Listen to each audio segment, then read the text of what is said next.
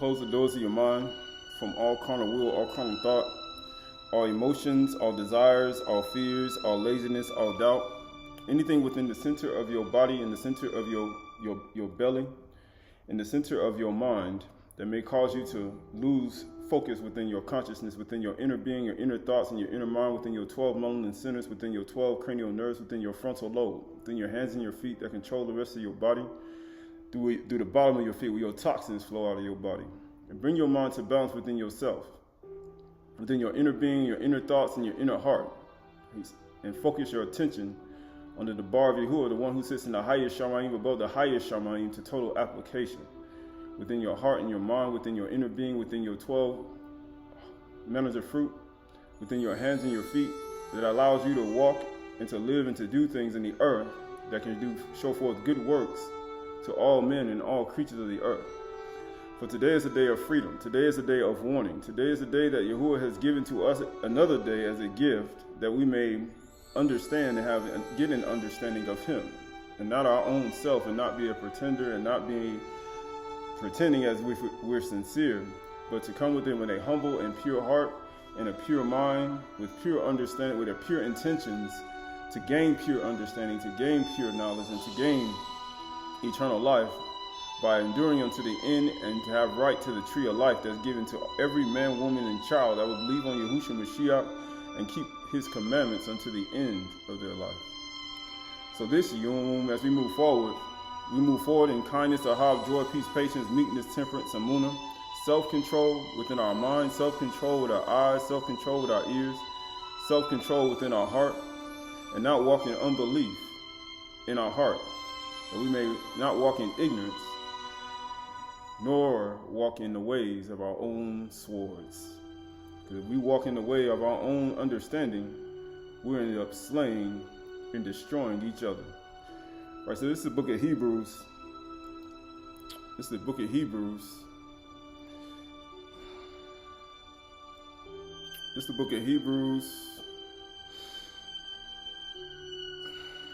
I think it's the book of Hebrews chapter... This is the book of Hebrews.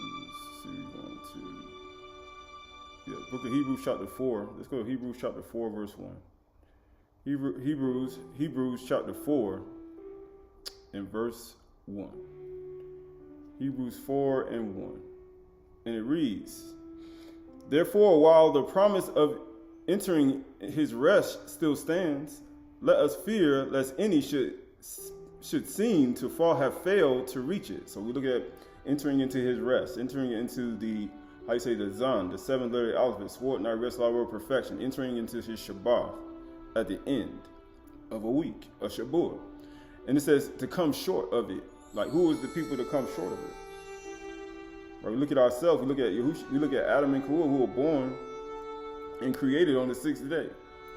And we look at them transgressing and looking at them not, and say, becoming, coming up short.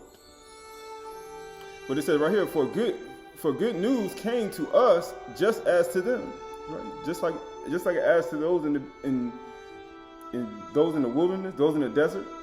He said it came to us too, just like it was to Adam and Kahua. It came to them too. Yahuwah said, "I'm going to wrap myself in flesh, and I'm going to come back and I'm going to redeem Adam and Kahua. I'm going to redeem you in a certain time period after this punishment is over."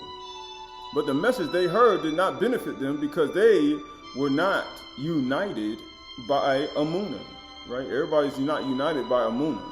How you say? The righteousness of Amunah, the righteousness of faith. It says, with those who listened. So you have to Shema, right? You have to Shema. And it says, for we have believed, for who have believed entered that rest. As He said, as I swore in my wrath, they shall not enter my rest. Why would He say that? Just like in the book of Numbers. What happened in the book of Numbers when they wanted to spy out the land and they didn't want to go? Because the 10 brought back an evil report. They say, made everybody mumble and grumble and speak, they say, foolish things against the Father, Yahuwah Elohim. And Yahuwah swore, you're not getting in. You're not going to enter my rest. Only Caleb and Yahushua was going to enter in. Although His works were finished from the foundation of the world, for He has spoken of the seventh day in this way. And Elohim rested the Shabbat day from all his work. And again, to his passage, he says, they shall not enter my rest. So he's saying, you ain't going to enter my Shabbat. He's saying that you're not going to enter my Shabbat because of unbelief. Because you don't believe it. He said, you sitting in the middle of the week, but he said, entering his rest is important. Entering his rest is important. Why? Because you look at the seventh letter of the alphabet, it's what? Sword, knife, rest, law, word, perfection. Your perfection is entering into the Shabbat every single week. But you don't want to get to the point where he said, I swear you're not going to enter into the next Shabbat. Right? Because that's the whole point. Because we always want to make sure we enter that with the right mindset, with the right understanding, right? Because if we don't enter into that with that right understanding, then guess what happens? We lose out. Right, going to verse 12, skipping over to verse 12, and it says, verse 11, let us therefore strive to enter that rest, so that no one may fall by the same sort of disobedience. For the word of Yahuwah is living and active. It's living, sharper than any two-edged sword. So it's sharper than any two-edged sword. It's going to cut you. It's going to cut you. He said, why? And it says, piercing the division of the soul of the joints and marrow. So that's inside of your inner being, anatomy, human anatomy. When you cut, some people they cut past the actual bone structure. You get to the marrow part. That's part of your DNA structure and your bone density. Right? You look at all the things that go on the inside of those body parts. He said it cuts all the way down to your bones. He's like, man, I'm shivering. He's like, it takes you that way, right? It says what? Spirit, soul, and ruach of joints and marrow, and discerning the thoughts. So you look at your yetzer, your imaginations, your thoughts, just like in Bereshit, Genesis chapter 6. He said what? Because of the imagination and thoughts, the yetzer and the makashaba of men were evil continually. He said, I swore that they won't enter my rest. That's literally what he just said to them. In Bereshit chapter 6. I swear, they're not going to enter my rest. He said, I'm going to cut off man. It grieved me that I even made man. Adam, right? But it says, sharper than any two-edged sword, piercing the division of soul and ruach, of joints and of marrow, and discerning the thoughts and the intentions of your heart. And no creature is hidden in his sight, but all are naked and exposed to the eyes of him to whom we must give an account. So everybody naked. Right, going to Bereshit chapter 3, verse 17. Let's go to Bereshit chapter 3. Chapter 3, verse... Let's go skipping over. Bereshit chapter 3, verse 6. Bereshit chapter 3, verse 6. And it says, so when the woman saw that the eighth was good for food, and that it was a delight to the eyes, and it says, and that the tree was to be desired to make one wise, Kakam, she took of its fruit and ate, and she also gave some to her husband, and who was with her, and he ate. Then the eyes of both were open, and they knew that they were naked, because all things are naked in Yahuwah's sight. So when does one find out that they're naked? He said when you eat something and you partake of something you wasn't supposed to do without permission. So then once you do that, then you naked. And then guess what? Yahuwah see everything. He said you naked in his sight now. Because the bar is now going to come at you. He said, why? Because now that the bar is now in effect. Because if the bar wasn't in effect to actually to be, how you say, your intentions and thoughts, now it's going to judge your intentions and thoughts now. Because you was naked. You didn't realize you were naked until you actually did something that was wrong. So now that the bar has to come back to clothe you, it has to come back to correct you, and it has to come back to correct your thoughts and your makashava, because it's going to discern every intent of your flesh, because you're naked now. It says, and they sewed fig leaves together and made themselves loincloths, and they heard the sound of Yahuwah walking in the garden in the cool of the day. They heard it. because everything naked and exposed now. And the man and the wife, the woman, hid themselves from the presence of Yahuwah Elohim among the trees of the Gan. But Yahuwah Elohim called to man and said to him, Where are you? And he said, I heard the sound of you in the Gan and was afraid. Why? Because they hate the light. No one comes to the light lest their deeds should be reproved. That's what Yahushua said. He said they're going to hate the light. No one going to come to the light lest their deeds be reproved. And he said, I was afraid because I was naked and I hid myself, because all things are exposed and naked before it. Before the sun. Because nobody can hide from it, the sun, because it's coming back. And when it comes back with a vengeance, and everything, every eye gonna see it. All the trees and the animals and the creatures of the earth, they looking forward to seeing the sun, because they ain't hiding from the sun, they ain't hiding from the heat. Because you know why? Because it's a symbolization of what? They're not afraid of the light. But that just shows you in the physical reality why they're so joyful when the sun comes back. And that's the same thing we should be when he comes back. But it says right here, he's afraid, and he hid himself, because he's afraid, because he done came back. And because I was naked, I hid myself. And he said, who told you that you were naked? Who told you about that? Who told you about your flesh? Who told you you were naked? Who gave you some information that I never gave you? That's all he's asking. Who gave you some information that I never gave you? And he said, have you eaten from the tree which I commanded you not to eat? Have you watched the television show that I told you not to eat? You ever had a child that said that? Have you went and hung out with that friend I told you not to go hang out with? Have you went to go drive to that place I told you not to go? Did you still go eat those things that are bad for you, that candy, before you eat your dinner? Stuff like that. He said, did you do that? And he said, and guess what? He said, who told you that you were naked? Have you eaten from the tree which I commanded you not to eat? The man said, the woman you gave me, be with me. She gave me of the fruit of the tree and I ate. He said, she did it. But in actuality, Yahuwah was already judging the intents and the thoughts of the heart. He already knew they were going to do that before they did it. Then Yahuwah Elohim said to the woman, what is this that you have done? And the woman said, the serpent deceived me and I ate.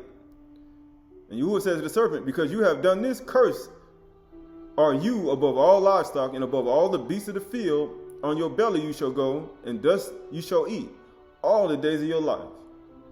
Why? Because everybody is responsible, but he's seeing the main responsible person. You know, the person who ain't spoke not a word the whole time.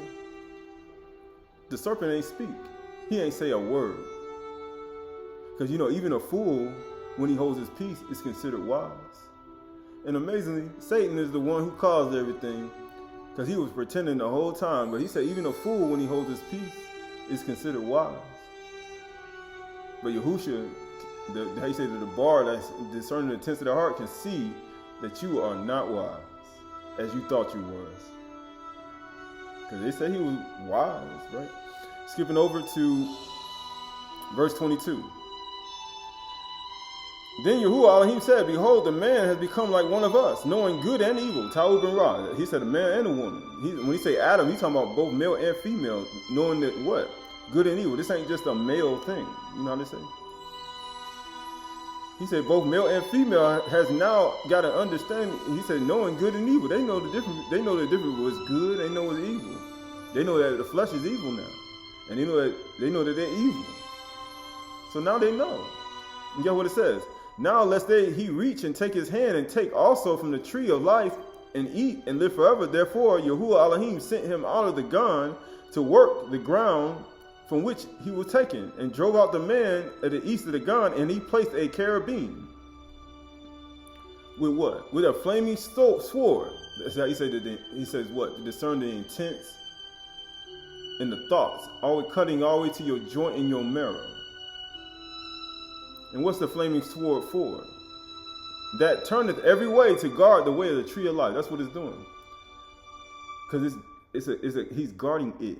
And when you approach, guess what he does? He swings the sword and he cuts. And then what? It's quick and powerful, sharpening a two-edged sword, and it discerns the intents and the thoughts of your heart, all the way down to your marrow, separating your nefesh, your soul, and ruach. And then when you approach, And he tells you, you're not getting in. You're not getting in. And he shows you yourself. Right? He said, why does he do that? Right, this is the book of Ezekiel, Yakaziel, Ezekiel chapter 31. Actually, Ezekiel chapter 21. Yakaziel chapter 21. Yakazal, Ezekiel. Ezekiel chapter 21. Ezekiel chapter 21, verse 7. Ezekiel chapter 21, verse 7. As it goes to verse 6. And it says right here, as for you, son of Adam, groan with breaking heart and bitter grief. Right? You mean groan with bitter heart and grief. Right? Then he said Yahushua was a man acquainted with sorrows, a man of sorrows acquainted with grief. He said, in Psalm 69, he said what? Reproaches have broken my heart. But he said right here, he says, groan before their eyes. Why do you think who he did it before? In Matthew 20, he did it right before their eyes. On totality. And they were looking at him too, sitting there. And you know what he says? And when they say to you, why do you groan? You shall say, because of news that is coming. He said, because of something that's coming, the news. You know how people watch the news? He said, there's some news coming, there's some basura coming. And guess what's coming? Every heart will melt. Oh, the sun is coming back. The sun coming back. The Shamash, the natural sun coming back on a 364-day cycle. But he says, every heart gonna melt. And all the hands will be feeble. He said, everybody gonna be feeble. And guess what happens? And every ruach will faint, because you know when the sun comes, if you ain't ready, you ain't hydrated properly. If you ain't got the proper stuff on, and guess what's going to happen? You're going to burn up. You get what it says? And all knees will become weak as water. He said you're going to become weak as water, because guess what? You're going to melt. Just like how you see the water hits the ground. He said you're going to melt just like that. And he says, behold, it is coming, and it will be fulfilled. That's the sun is Shemash's 364-day cycle. It is fixed. It is coming, and you can't stop it. People saying, oh, I'm going to stop the sun from being fixed. He's going to tell it to disobey Yahuwah. It ain't disobey Yahuwah for almost 6,000 years. And it says right here, and it says, behold, it is coming, and we will fulfill, declares Yahuwah. The word of Yahuwah came to me, son of Adam, Naba, and saying, thus says Yahuwah, a sword is sharpened, and polished, also polished, sharpened for the slaughter, polished to flash like lightning. How you say it? Is sharpened. Why? To discern the intents of the heart. And the joint in the marrow. And it's there to keep the way of the tree alive. Right? Why? Because there are certain things he can't allow to pass through. And it said right here, and now we're going to Revelation. Let's go to Kazum. Let's go to Revelations. Hazum. Revelations Hazum, chapter 22. Let's go to 22 and 10. And he said to me, do not seal up the words of the the prophecy of this book, for the time is near. Let the evildoers still do evil. He's like, let them continue to do Ra.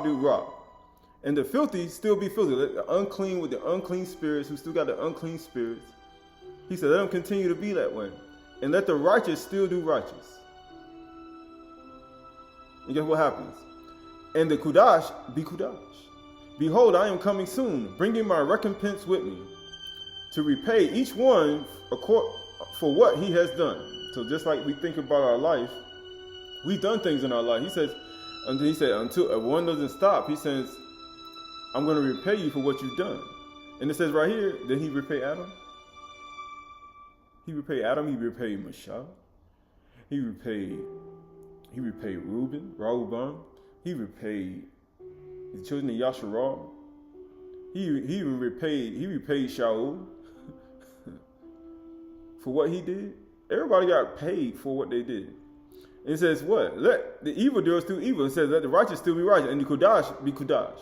Why? Because there's a certain thing that comes with Kudash. Behold, I am coming soon, bringing my recompense with me, to repay each one for what he has done. I am the Aleph and the two. He said, I'm the Alpha and Omega. He said, I'm the Aleph and the 2. I'm the 23. I'm the strength and I'm totality. And I'm exit, sign, mark, 4 corners, and the signature. And he says, the first and the last, the beginning and the end. I'm Rashid, and I'm the end of your life. I'm the beginning and I'm the end. And it says, Barak are those who wash their robes. He said, so Yahuwah is all about cleaning. We don't want to, he said, clean. I like clean stuff. So that they may have right to the, say what? Barak are those who wash their robes. So you got to be clean and be washed. So you can get past the Malakhi. So you can't get past the Cherubim if you don't wash your robes. People say, I need to be clean. Yeah, because in order to get past the Cherubim that's swinging the sword to keep the way of the tree of life, Barak are those who wash their robes so that they might have right to the tree of life. You ain't gonna get past that Cherubim. He's not gonna let you pass. You know how you say they have these movies with these oracles on the left and the right, and they have this being in the middle, and then people try to pass. He's gonna see straight into your heart. What's that? A never-ending story. And the man tried to pass, and that man shot him and blew him up. And people think, I'm gonna get past. He's like, no. And it says right here, so that they may have right to the tree of life, and that they may enter the city by the gates, because that's the only way you're gonna get in. There are 12. They say 4 gates. Well, there's 4 corners and there's 12 gates, 3 to the north, 3 to the south, 3 to the east, and 3 to the west, according to the 12 tribes of Yasharal. And guess what? There's a cherubim, and they say he's swinging. And it says through the city of the gates, outside of that are dogs. And he said, why would he say dogs? Because you know how people say, oh, a dog. They don't even know what that means. Dogs, sorcerers. We talked about a little bit of sorcery. Mediums, necrons, wizards, black magic, all that, and the sexual immoral, fornication, adultery, murderers, idolaters, statue worshippers, silver and gold statue worshippers, and everyone who loves and practices falsehood, and even practices pretending. Because that's what it is. Who practices pretending. So you're looking at all this, and you're saying, you think you're going to get in. People saying, I'm going to get in. He said, no, I'm not going to let you in. That Malakhi, that cherubim is not letting nobody in there.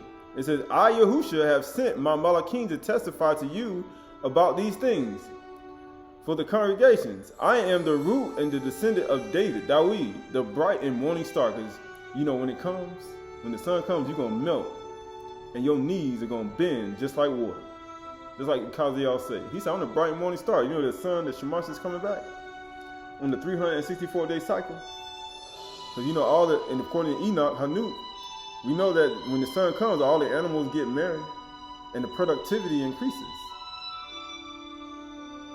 Verse 17 says, the spirit, the Ruach, and the bride say, come, and let the one who hears say, come, and let the one who is thirsty come. And yet what he says, and let the one who desires to take the water of life without price. Because you know people be charging for it. He's like, man, I give free water. You know what I'm saying? You ever had free water before? And people just give you free water? Or you get the free lunch? They say, I give you free food. Right? He said, I give you free food. He said without price, right? Right, so this is the book of Ezekiel, I believe. Yeah, I think it's Ezekiel.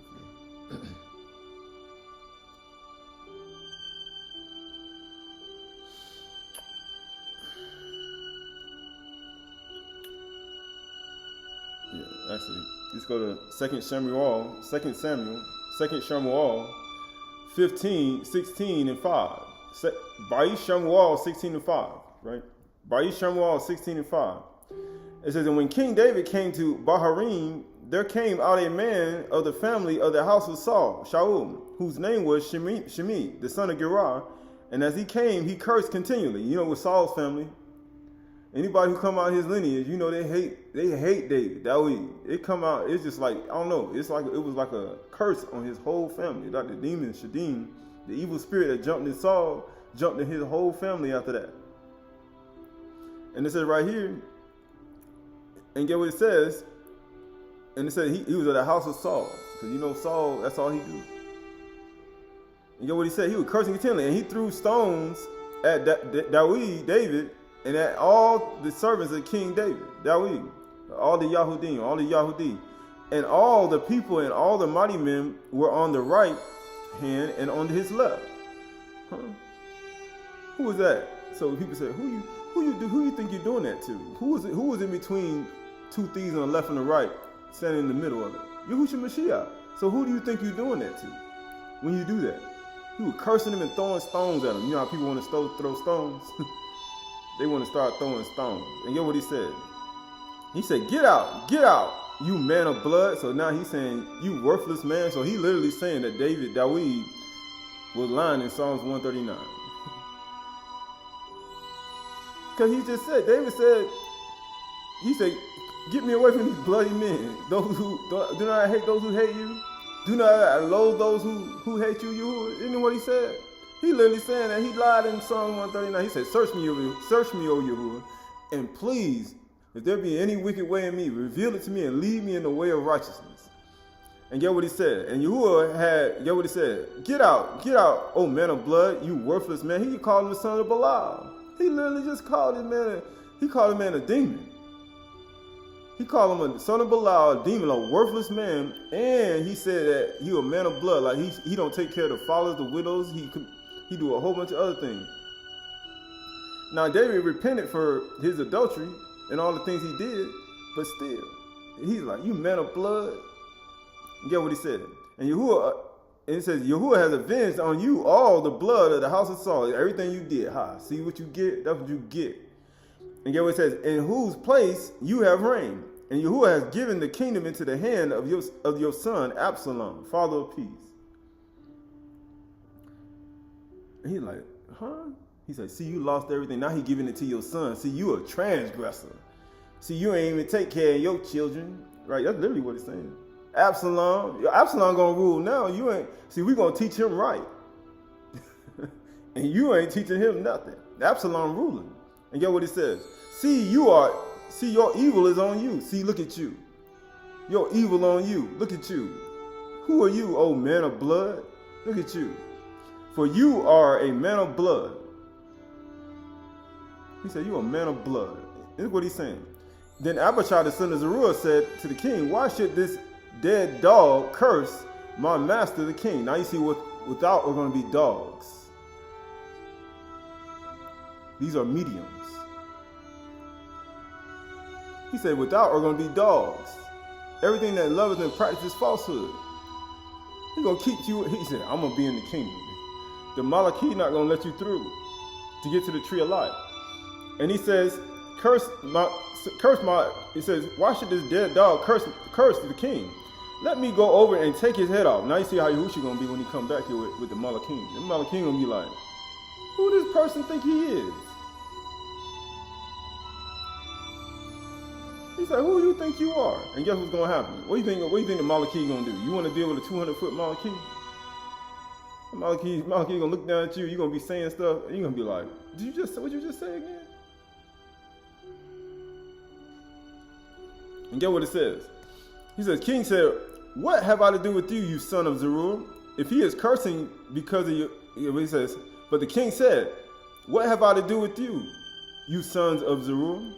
If he is cursing because Yahuwah has said to him, curse David, who then shall say, why have you done so? So David looking like the only reason a person is doing behaviors and doing it is because Yahuwah said, Shanym, possess his body. Autolease, possess his body. Azba'al, possess his body, right? And have him speak through your body and curse David, curse David, curse that person. And guess what happens? Who then shall say, why have you done so? And David said to Abishai and to all his servants, behold, my own son seeks my life. That's one evil thing. You know how he feels. I got problems. David, I got problems. He said, my own son seeks my life. How much more now may this Benjamite leave him alone and let him curse? For Yahuwah has told him to. It may be that Yahuwah will look at the wrong done to me, and that Yahuwah will repay me with good for his cursing today. He will give me eternal life. if I don't do nothing to him, if I let him do what he's doing, if I let him continue to curse, if I continue to let him do what he's doing, guess what? Yahuwah gonna give me eternal life. That's what he's literally saying. He ain't gonna give me eternal life. So David and his men went on the road while Shimei went along the hillside opposite him and cursed as he went and threw stones at him and flung dust. He kept doing it the whole time. He said, I just got to keep going forward. I got to keep going on the road. I got to keep moving forward. Even though he said, my own son seek my life. They cursing me, throwing stones at me, trying to destroy me, saying all these things, trying to get everybody around me to think I'm crazy, think like something wrong with you. Because that's literally what he's doing. Because he's hoping to sway some people too. Because the people around him are hearing him curse. You men of blood, you don't know what you're talking about. It says, and the king and all the people who were with him arrived weary at Yarden, and there he was refreshed himself. Right? All that took place. He said, why would all this take place? Because there's a reason why. Nothing just happens, right? Nothing just happens, right? Right, so this is the book of 1 Samuel. This is the book of 1 Samuel. I think it's 1 Samuel.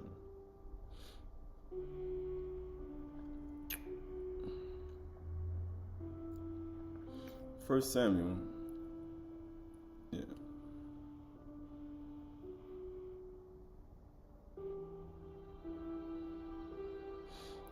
This is 2nd Samuel, I believe. Yeah, 2nd Samuel. 1 Samuel or 2nd Samuel. Let's go to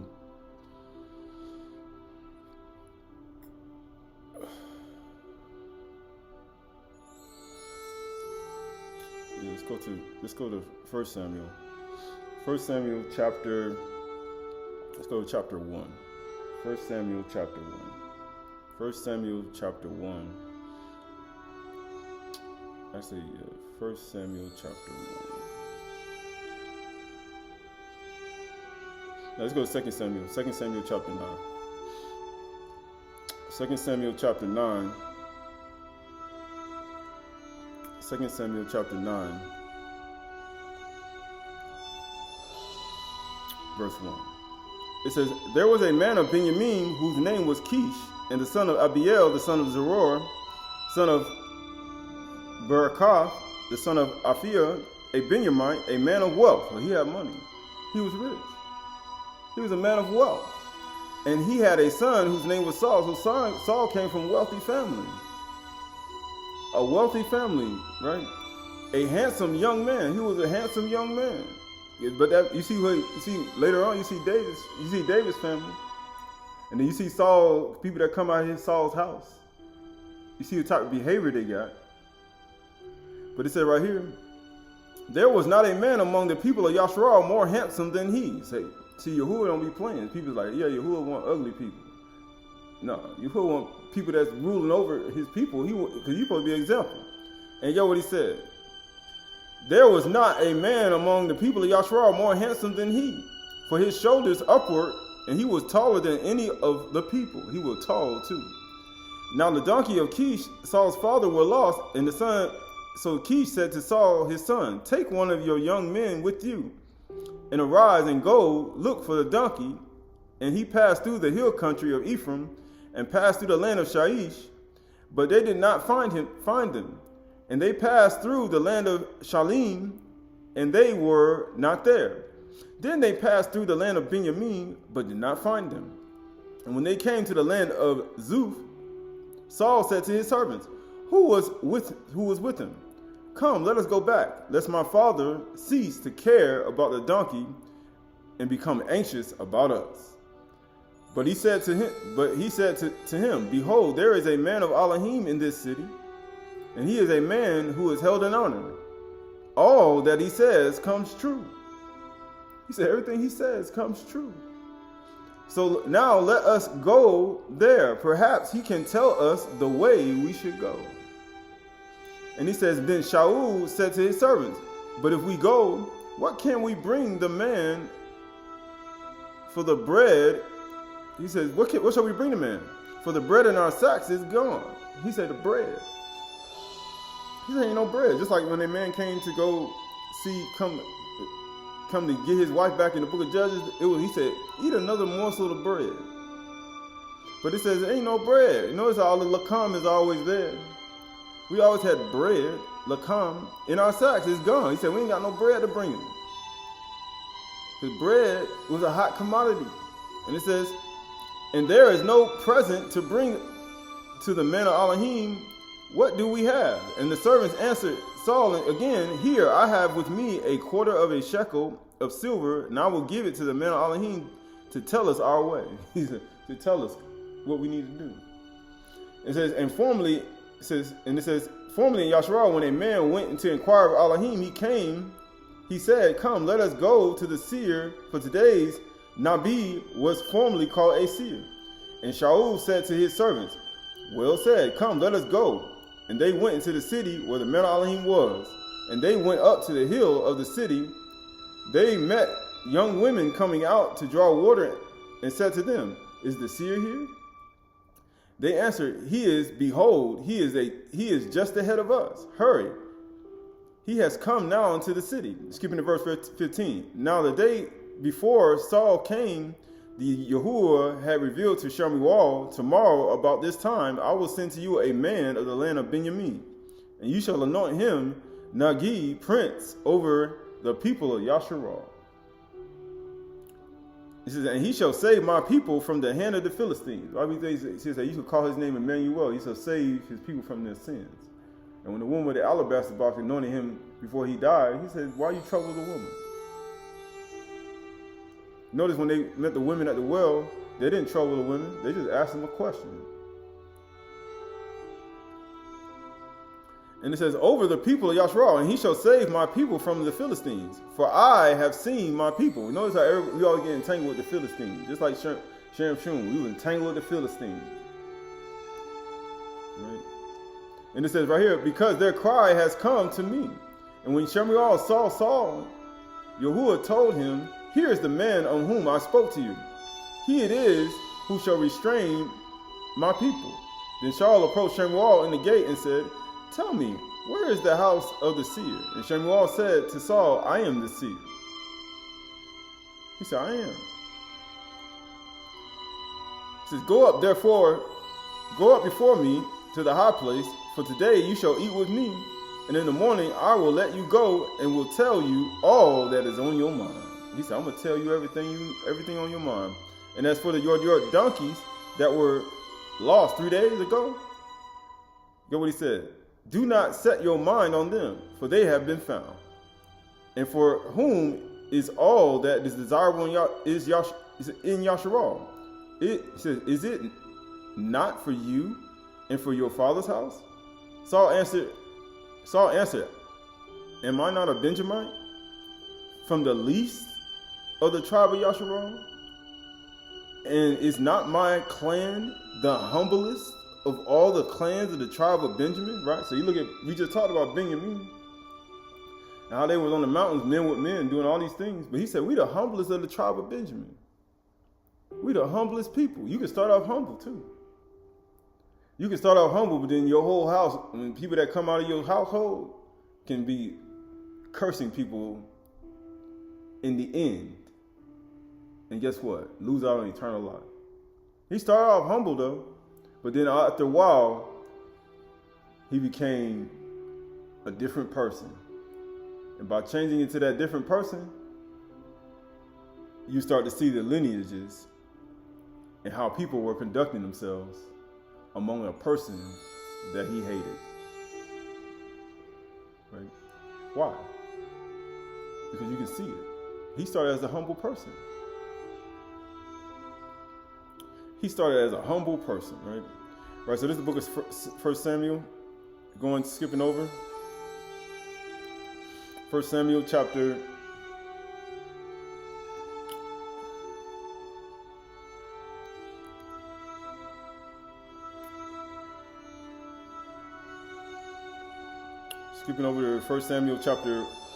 14, verse 47. 14:47. It says, and when Saul had taken the kingship, over Yasharal, he fought against all his enemies on every side, against Moab, against Ammonites, against the Edom, against the king of Zoab, and against the Philistines. Wherever he turned, and he routed them. And he did valiantly and struck the Amalekites and delivered Yasharal out of the hand of those who plundered them. Now the sons of Saul were Jonathan, Ishivi, Maliki, Shur, and the names of his 2 daughters were their names. The name of the firstborn was Merab, and the name of the younger was Michal. And the name of Saul's wife was Ahinoam, the daughter of Ahinamaz. The name of his commander army was Abner, the son of Ner, right? So you look at all that, and then you skip over. And you say, what? Here we go. This is the book of 1 Samuel, chapter 18 and 17. Saul started off real humble, too. He was a real humble guy, of the lowest of the tribe of Benjamin. Verse 18 to 17. Then Saul said to David, here is my young elder daughter Merab, and I will give her to you for a wife. Only be valiant for me and fight the Yahuwah's battles. For Saul thought, let the hand of the Philistines be against him.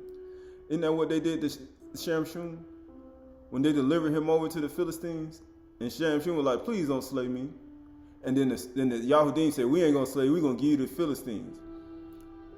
And you can see how the Yahudim had the same evil spirit that Saul had on the inside of him. And it said right here, for Saul thought, and let not my hand be against them, but let the hand of the Philistines be against them. That's why they delivered Yahushua over to the elders, the chief priests, and the scribes, and Judas sold him out. And matter of fact, he gave him over to Caesar too. And but it says right here, and David said to Saul, who am I? And who are my relatives? My clan, my father's clan is Yasharal, that I should be the son-in-law of the king. That's what David said. Who am I? I'm of the tribe. He said, I'm of the tribe of Yehuda. This man of the tribe of Benjamin.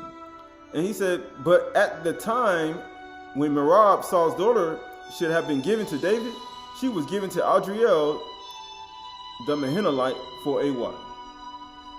And it says, verse 20 says, now Saul's daughter Michal loved David. Now you see David, Michal, they all come from the same house. And they told Saul, and the thing pleased him. And Saul thought, let me give her to him, that she may be a snare for him. He's like, I'm gonna make her a snare.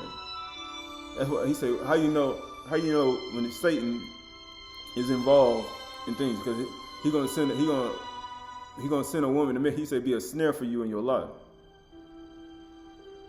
That's how you know an evil spirit. He said, that's how an evil spirit, how you see you know evil spirit is involved. He said, it'd be a snare for you in your life. And Saul thought, let me give her to him, that she may be a snare for him, and that the hand of the Philistines may be against him. That's what happened to Shamshun. That woman Delilah was a snare for him, and the hand of the Philistines was against him. And he got him too.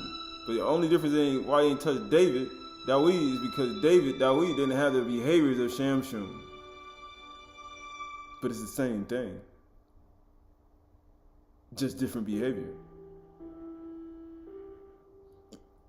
Because David was a virgin. David didn't have intercourse with a woman. And it says right here, and it says, and the hand of the Philistines may be against him. Therefore Saul said to David the second time, because David wasn't a pretender. Because Shamshun was a pretender. Shamshun was a pretending, like he was actually a Yasharal, like he was a Yasharal. Shamshun was wicked. Shamshun was evil. I want to be like Samson. No, you don't. Shamshun was evil. He was wicked. And you see David here, he like, man, who am I to be a son-in-law? I ain't got nothing up. I'm of the lowest. He said, I'm real low. You know what he said? You shall be my son-in-law. And Saul commanded his servants, speak to David in private and say, behold, the king has delight in you. And all his servants love you. Because you know he lying. Because he's a pretender. Saul is a pretender. He went from being the humblest from all the tribes, and he was so humble. Now he's telling other people to lie for him and say, we want you back. We love you. We care about you. We want you. We love your mind. We love who you are. And not even knowing that.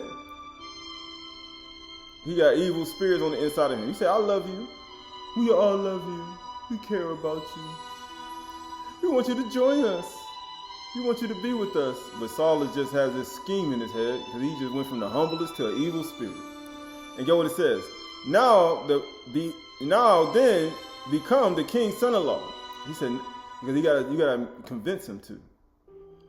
And it says, and Saul's servant spoke those words in the ears of David, and David said, does it seem to you a little thing to become the king's son-in-law, since I am a poor man and have no reputation? He said, I'm poor. Why do you think who should say foxes have holes, the birds of the air have nests, the son of Adam have nowhere to lay his head? He said, I'm a poor man. He said, I'm a poor man. And get what he said? He said, I'm poor. And get what he said right here. And the servants of Saul told him, it says, and the servants of Saul told him, thus, and so did David speak. And then Saul said, thus shall you say to David, the king desires no bride price except 100 foreskins of the Philistines. He said, man, you ain't got to pay nothing. It's for free. You know how we just talked about, he says, come and purchase water without price. He said, you ain't got to pay for it. But remember that sometimes water that's given for free can be a snare for you. The same way this woman was going to be a snare for David. And he says, and the king desires no bride price for the 100 foreskins of the Philistines, that he may be avenged of the king's enemies. Now Saul thought to make David to fall by the hand of the Philistines. Right? Because you use other people to make him fall. If you can convince other people around David, that way, just like he was cursing David and he was saying, you bloody man, your son is again, you ain't nobody. And just like he said, I use the Philistines, I use other people to sway the opinions about you and destroy you. It says, and when his servants told David these words, it pleased David well to be the king's son-in-law, because now he's convinced. But David's now being, I say, it's a snare and a plot laid. He said a snare laid for him. But get what it said. Before the time had expired, and David arose and went along with his men and killed 200 of the Philistines. And David brought their foreskins, which were given in full number to the king, that he might become the king's son-in-law. And Saul gave him the daughter Michal for a wife. But when Saul saw and knew that Yahuwah was with David, and that Michal, Saul's daughter, loved him, Saul was even more afraid of David. So Saul was David's enemy continually. Why? Because his daughter loves him now. My daughter loves him, and he got the Philistines, and he ain't get killed. He said he ain't been taken out yet. He's supposed to lose everything. He's supposed to lost it all. His home was supposed to be destroyed. He ain't supposed to have. Look at how he looked. He's supposed to be destroyed because Saul is pretending. He pretending like he actually care about him. He don't. That's the same thing people do today. He said you pretending like you care about him and you don't. He said Saul, the ruler of Yasharal, is pretending to be as if he cares about him and he doesn't. And get what it says. Verse 30 says, and then the commanders of the Philistines came out to battle. As often as they came out to David had more success than all the servants of Saul, so that his name was highly esteemed. Why? He's like, man, every time something comes at you, more battles, you get stronger and stronger and stronger. Right? He said, why? This is Joshua 1 and 9. Joshua 1 and 9. Joshua 1 and 9.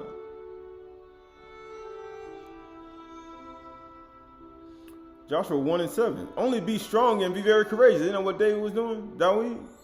Be careful. This is 1 and 7.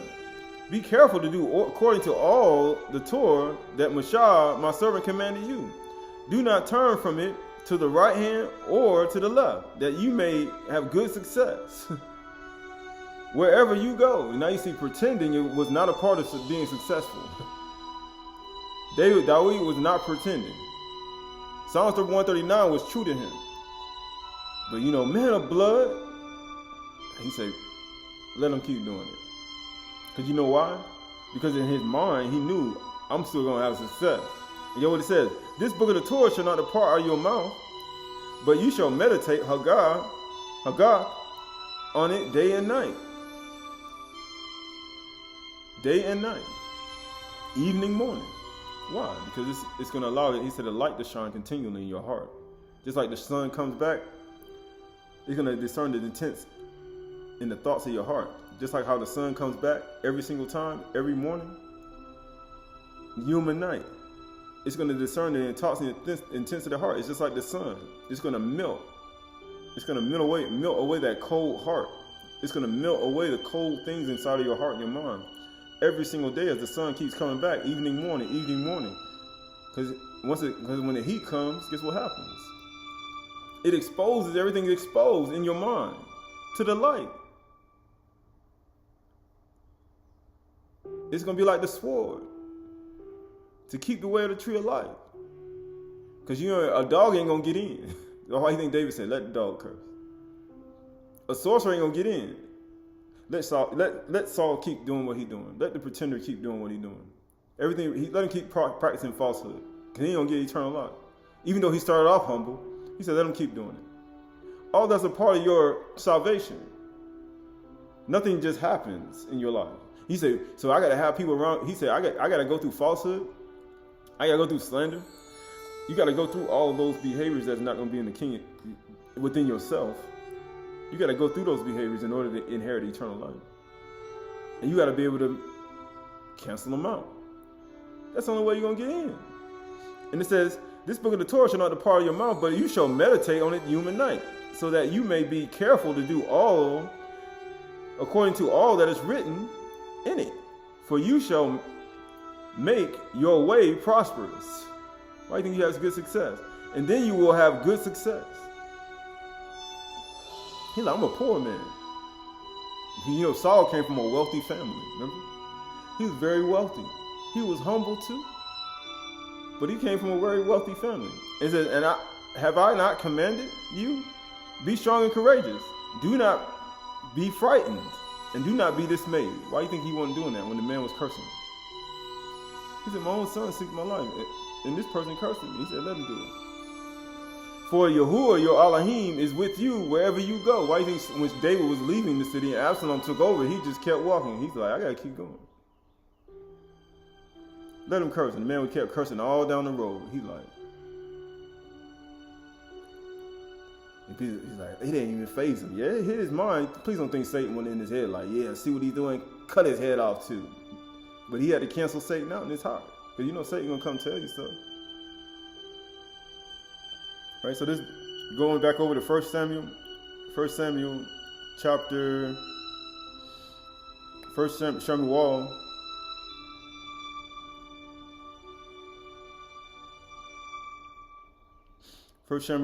chapter 19, verse 8. 1 Samuel, chapter 19, verse 8.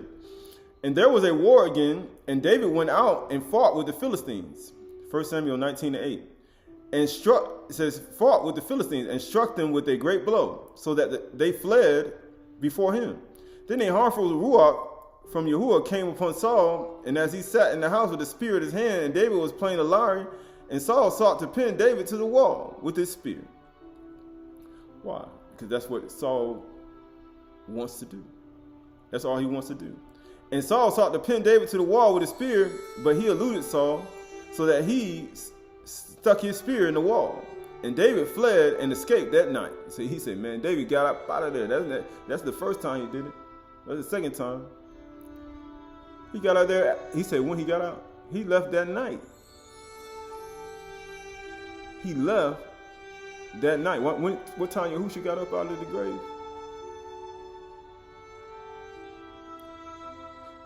They came when the sun was rising. He said, he is not here. He already risen. He out of there. Death is swallowed up in victory. What do you think just happened right here? Death is swallowed in victory. If he's not meditating in bar human night, he ain't gonna know when to leave. He's like, man, I'm persecuted in one city, flee to another. I gotta get up out of here. But if you ain't meditating in the word, you're gonna die. That spear would have hit David right in his neck. But being that he was meditating on the bar human night, the pretender couldn't slay the non-pretender. Verse 11 says, and Saul sent messengers to David's house to watch him. Say what? He came to spy on his house. Where he at? Where he live at? Where his address at? He's spying on his house. They were watching that he might kill him. What do you think these people be like? What they spying on the house for? What they spying on where you live at? You think they were spying on the house to keep you alive? No, these people spying on you to kill you. He said, that's why they do it. He said, man, we honest, man. You say, you ain't honest, man. He says, kill him in the morning. Why? Because he said, he left that night. They want to kill him in the morning. Go spy at his house and see what he's doing. See where he live at. See what he owns. See what he got. Send some drones. Do all this stuff. That's all they do. And get what he said. But Michal, David's wife, told him, if you do not escape with your life tonight, tomorrow you will be killed. He's like, you got to get up out of here. Saul going to kill you. And get what it says. And so Michal let David down through the window, and he fled away and escaped. And Michal took an image and laid it on the bed and put a pillow of goat's hair in its head and covered it with clothes. Why? Because, he said, why is this woman protecting her husband? Because she loved him. Amazing, she loves him, right? Because we said Michal loved David, and she wanted to protect him and keep him alive. That's what she did. Now, she ain't like Delilah at this point, because Delilah set Samson up to get the money and kill him. She wanted to take him out, but Michal, she ain't like her. She like, I love David. And she protected him, right? And why she did that? He said, why she did that? He said, man, she started out, right?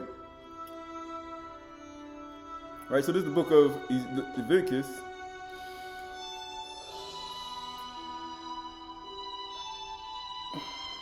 It's the book of Leviticus. It's the book of Exodus, I believe.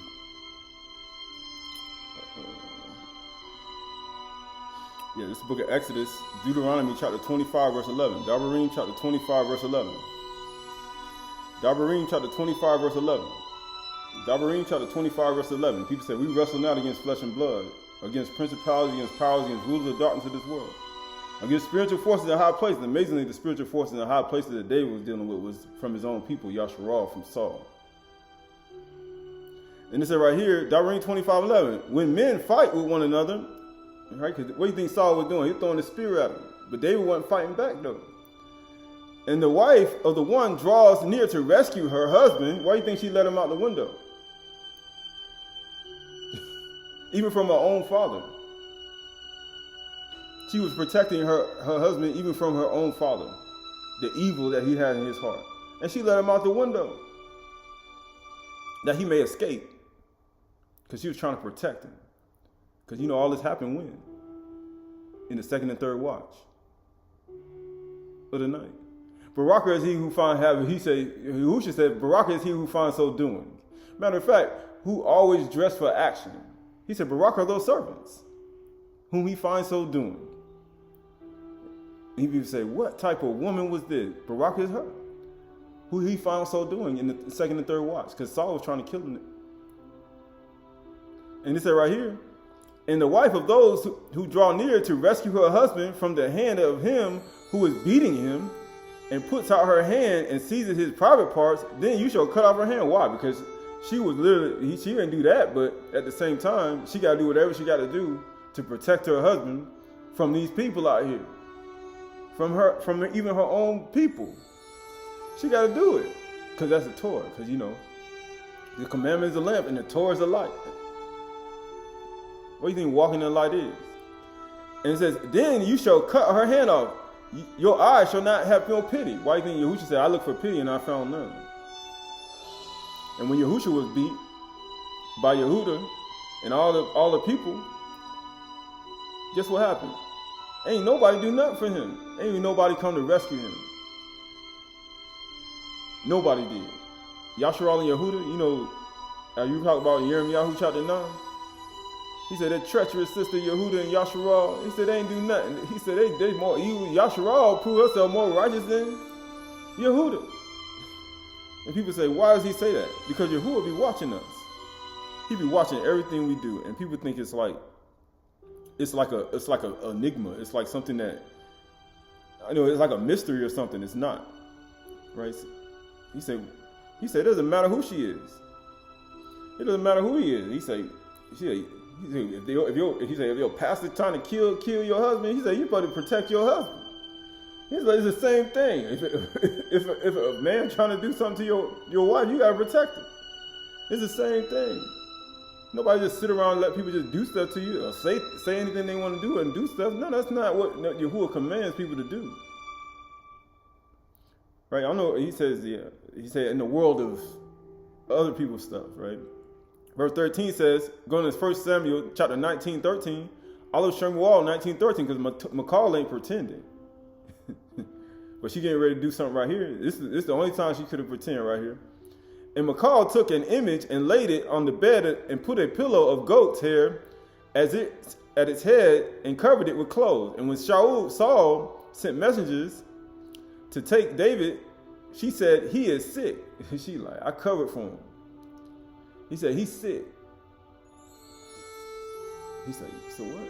He's sick. Then Saul sent messengers to see David, saying, bring him up to me in the bed that I may kill him. He's like, I don't care if you sick. If you sick in the bed, bring him up to me and not let me kill him. He's like, I don't care if you in the bed. I want to kill this man. That's how much he wanted. He didn't care if you were sick. And you know what Yahuwah said? He said, when did we see you sick and come visit you? He said, you done it to the least of them, my brothers, you done it unto me. And amazingly, Saul doing the opposite. He said, I want to kill. Bring his bed up here so I can kill him. And people saying, who's reserved for hellfire? Who's reserved for hellfire? Who already told you? And the ones who didn't do it, he said, when did we see you sick and in prison and were hungry and needed food? He said, when I was sick, you didn't come visit me. When I was hungry, you didn't give me no food. When I was naked, you didn't clothe me. And amazing, that's what Yahushua did to Adam in the garden. But he said, when I was that, you didn't clothe me. He said, go to the place prepared for Satan in this Malachite. And the people saying, what type of place Saul could go to right now in this behavior? And what type of place you're going to go to if you currently in this behavior? And Yahushua come back tonight or at midnight. He said, oh, you have this mind. Because the bar is quick and powerful, sharper than any two-edged sword. It searches our hearts and the intents of our heart. And it says right here, and it says, and he laid, and she guess what he said. And when Saul sent messengers, take David, and she said, and he is sick. And then Saul sent the messengers to see David, saying, bring him up out of that bed, that I may kill him. Then the messengers came in, behold, the image of the bed and the pillow of the goat's hair in his head. Saul said to Michal, why have you deceived me? And he's like, why have you deceived me? Now Saul want to play victim. Why have you deceived me? But you deceiving everybody by giving commands and telling them to tell David you love him. No, you hate him. You acting like a victim now, and you the one causing all this stuff. Now you want to play victim to your own daughter, to your own relative, your own sister. Says, why have you deceived me thus and let my enemy go, so that he has escaped? He said, you let my enemy go free. And Michal answered Saul, he said to me, let me go. Why should I kill you? He said to me, let me go. Why should I kill you? Now you see Michal making up a story saying that he was going to murder her.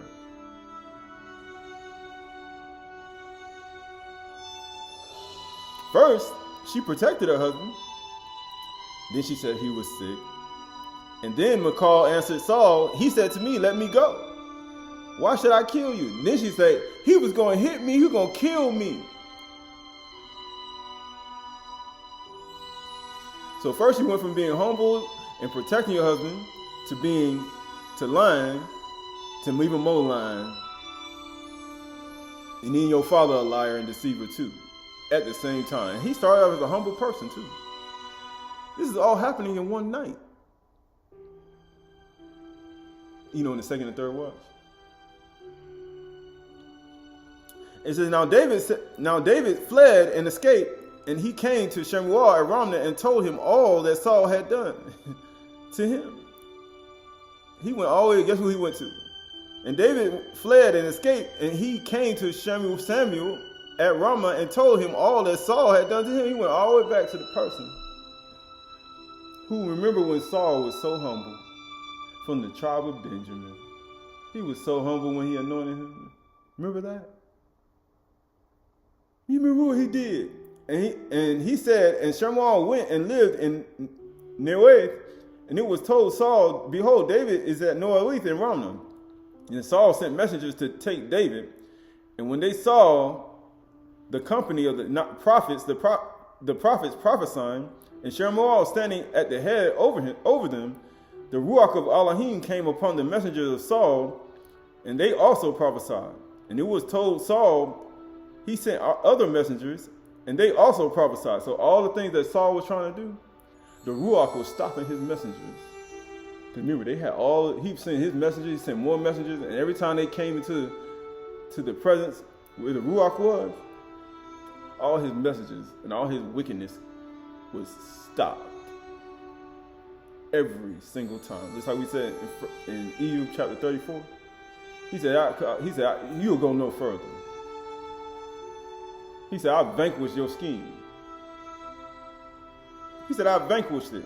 And when it was told Saul, he and other messengers, and they and Saul sent messengers again the third time. He said, would this sound like judges when they were praying three times about Benjamin? He said he sent the third time. And they also nodded. He said, there ain't no way in the world you can get this. You ain't gonna never get to David. He said, you ain't getting nowhere near. Because you know what messengers do? They come bring words. Because you know they bring those negative words, those hard speaking words, those fierce words that try to tear your mind down. Then he himself went to Ramah. Then he said, you know what? Forget that. I'm gonna do it myself. And guess what happened? And then he himself went to Ramah. And he came to the great well that is in Secu, and he asked, where are Shemuel and David? He's like, he pretended like he ain't coming to do nothing to him. He said, people do this. He pretended. You just sent messengers, and every one of your bunch of messengers was stopped by the Ruach, and then you come, where's Shemuel and David at? No, good well you pretending, because you want to see where he at. And get what he says. And one said, behold, they are in Naoboth in Ramah. And he went to Naoboth in Ramah, and the Ruach of Elohim came upon him also. And as he went, he nodded until he came to Naoboth in Ramah. He's like, look there. The Ruach done came upon you, not the evil spirit. He said, the Ruach of Yahuwah came on you. And he too stripped off his clothes, and he too prophesied before Shemuel and lay naked And he what? And he lay naked all that day and all that night. Because you know the word is quick and powerful, sharper than any two-edged sword, discerning of the intents of the heart. And guess what it also do? It'll strip you naked. Because all things are naked in its sight.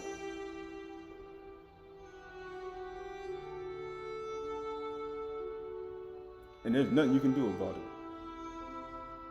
It's all naked in his sight. When the Ruach and the bar come, it'll cut your clothes off. Matter of fact, it'll leave you right naked on the ground, just like Adar.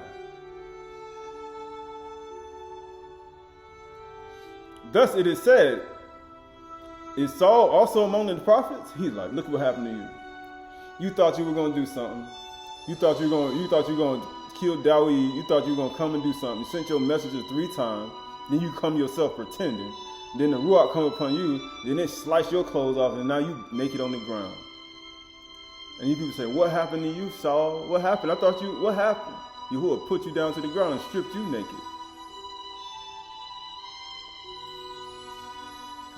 Because that's what the Ruach do.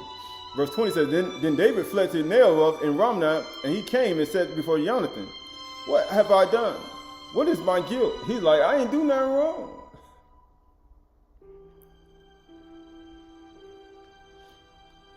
But Saul is laying on him the iniquity of himself.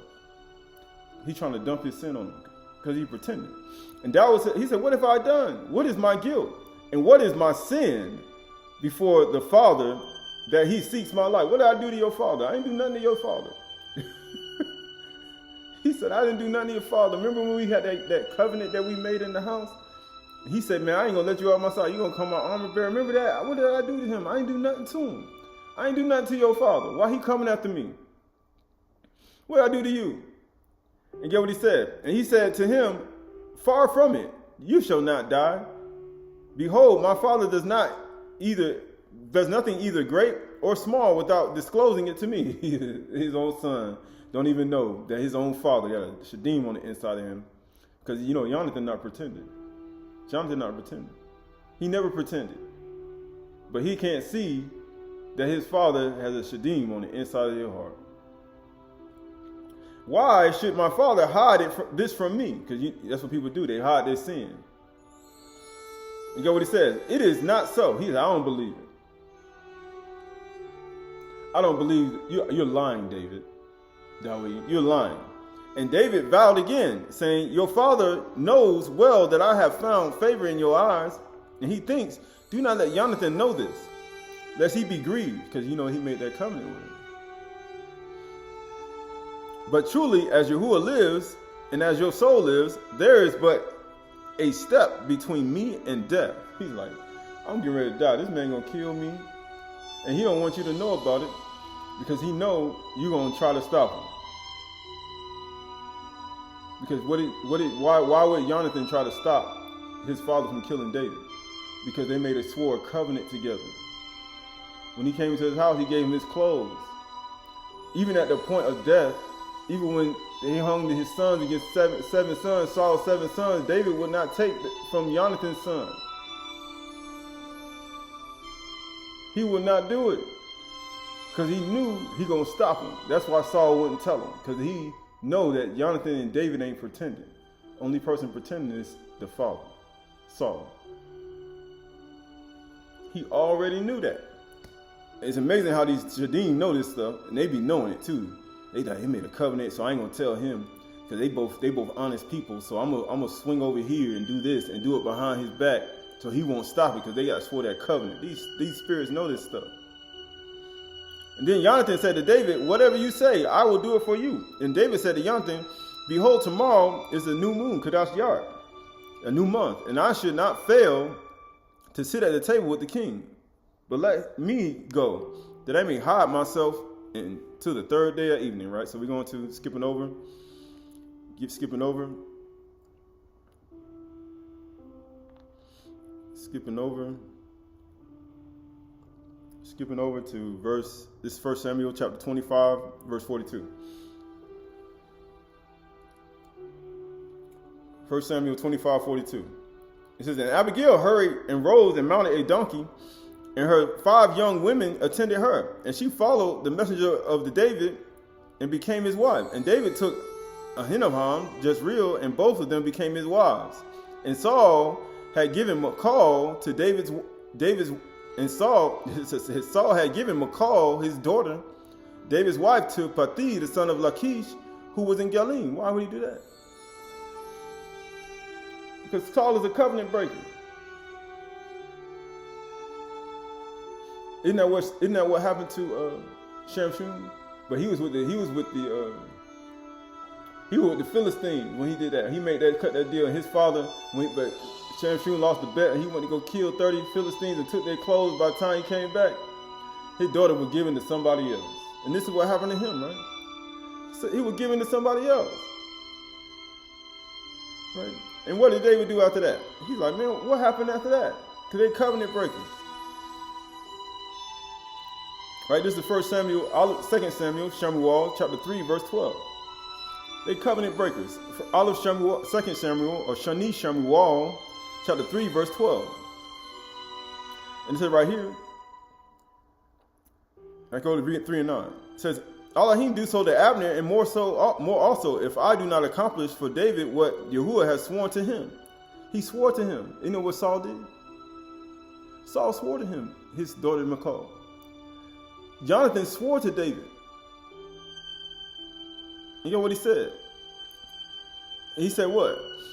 It says, do not accomplish for David what Yahuwah has sworn to him, to transfer the kingdom of the house of Saul and set up the throne of David over Yashar and over Yehudim, from Dan to Beersheba. And Ishbosheth could not answer Abner another word, because he feared him. And Abner sent messengers to David on this behalf, saying, to whom does the land belong? Make your covenant with me, and behold, my hand shall be with you to bring all Yasharal to you. And he said, good, I will make a covenant with you. He said, I'm going to make one with you. Because, when you make these covenants, people say, he said, you can't pretend. And he says, but one thing I require of you, that is, you shall not see my face unless you first bring Michal, Saul's daughter, when you come to see my face. Because, Michal's supposed to love David. Then David sent messengers to Ishbosheth, Saul's son, saying, give me my wife Michal, from whom I paid the bridal price, 104 skins of the Philistines. He's like, what you doing? But she was given to somebody else, right? But at the same time, what happened to Shamshun when he was the Gentiles with the Philistines and the woman? Shamshun got mad and burned down their fields, and the father and the daughter were killed with fire. And amazingly, that's the same thing that should have happened to Michal and Shaul, right? And Saul. But look at this. And it says, and then David sent messengers to Ishbosheth, Saul's son, saying, give me my wife Michal, for whom I paid a bridal price, 104 skins of Philistines. And Ishbosheth sent and took her from her husband, Pathi, the son of Lachish. But her husband went with her weeping after her all the way to Baharim. Then Abner said to him, go and he returned. He's like, we ain't breaking this covenant, regardless of what you say. No matter how you feel, your emotions and your thoughts and how you think. He said, we're not breaking this covenant, and we're going to return her back.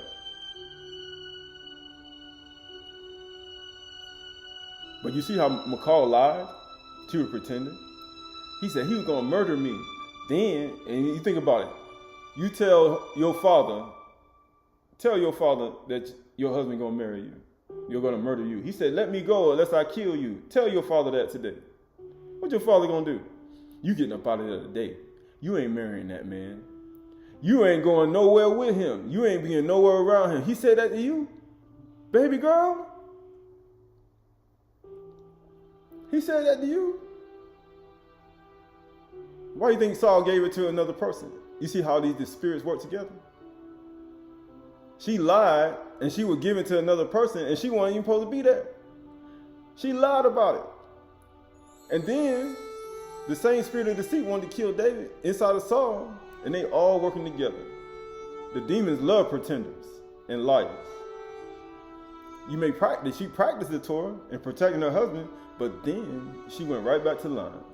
And then she ended up being with somebody she lied in order to be with.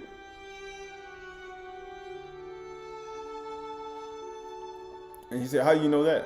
This is the book of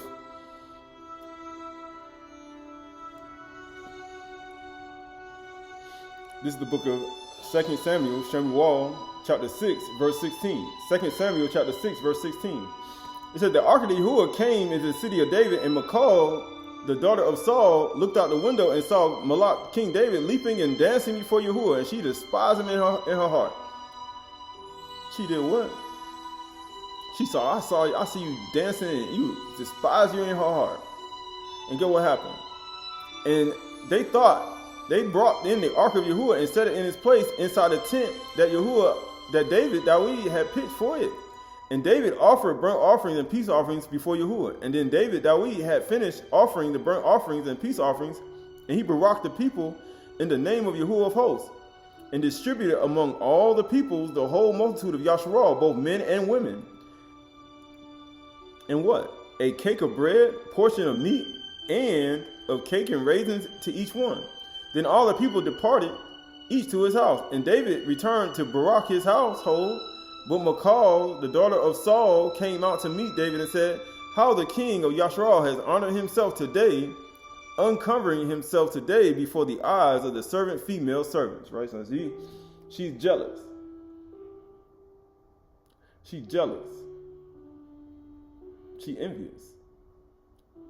You uncovering yourself in front of all these women. And then Guess what happened? She was jealous. Right? It says, as one of the vulgar fellows shamelessly uncovering himself. Because you know what? He said, you accusing me of something I didn't do? That's not what I was doing it for. But this is what happened. And David said to Michal, it was before Yahuwah, who chose me above your father and above all his house. He said, I'm boasting over your house, your father's house. I mean, he chose me above your house. Your father was a wealthy man. He came from one of the humblest tribes in Benjamin. And he had a lot of money too. And Yahuwah chose me above him. And he was taller than me too.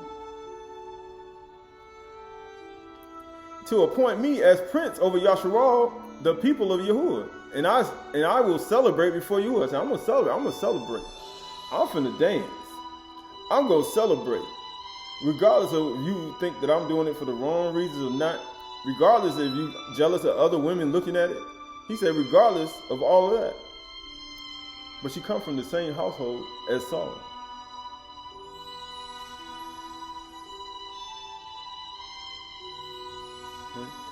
And it said right here, to appoint me prince over Yasharal. And get what it says. And I will make myself, and I will celebrate for Yahuwah. I will make myself yet more contemptible than this, and I will be abased in your eyes. Because he wanted to humble him. He said, I'm going to be abased in your eyes, and I'm doing it for Yahuwah. But by the female servants of whom you have spoken, who you jealous of, you envious and jealous of, get what he said. By them I shall be held in honor. Right? And Michal, the daughter of Saul, had no child to the day of her death. Why? Because he had intercourse. They had intercourse, and guess what happens? No conception. Because Yahuwah, what did he saw? What did he see? Why wouldn't Yahuwah give her conception? Because of attitude. Because she pretending. She pretending. The same thing that happened when David left. She said he tried to kill me, and she still went on ahead and went with somebody else, even though she lied during that time. Even though she practiced the Torah and protected her husband, Yahuwah still sees straight into her heart. He said, you know what? Even though you have all the intercourse, no conception. None. He said, why? Because you're pretending. Right, so this is the book of Shoshana. It's the Apocrypha. They say Shoshana. Sacred text, yeah.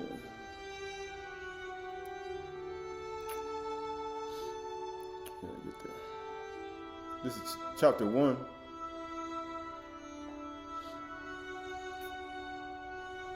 Chapter 1.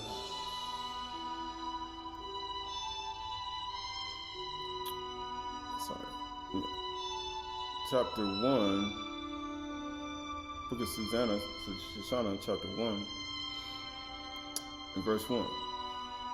And it says right here, there dwelt a man in Babylon called Jehoiakim, and he took a wife whose name was Shoshana, daughter of Kikes, a very fair woman. She was beautiful, and one who feared Yahuwah. Her parents also were righteous, and taught their daughter according to the law of Moshe. Now Jehoiakim was a very rich man, and had a very fair garden joining to his house. So he was wealthy. He had a lot of things.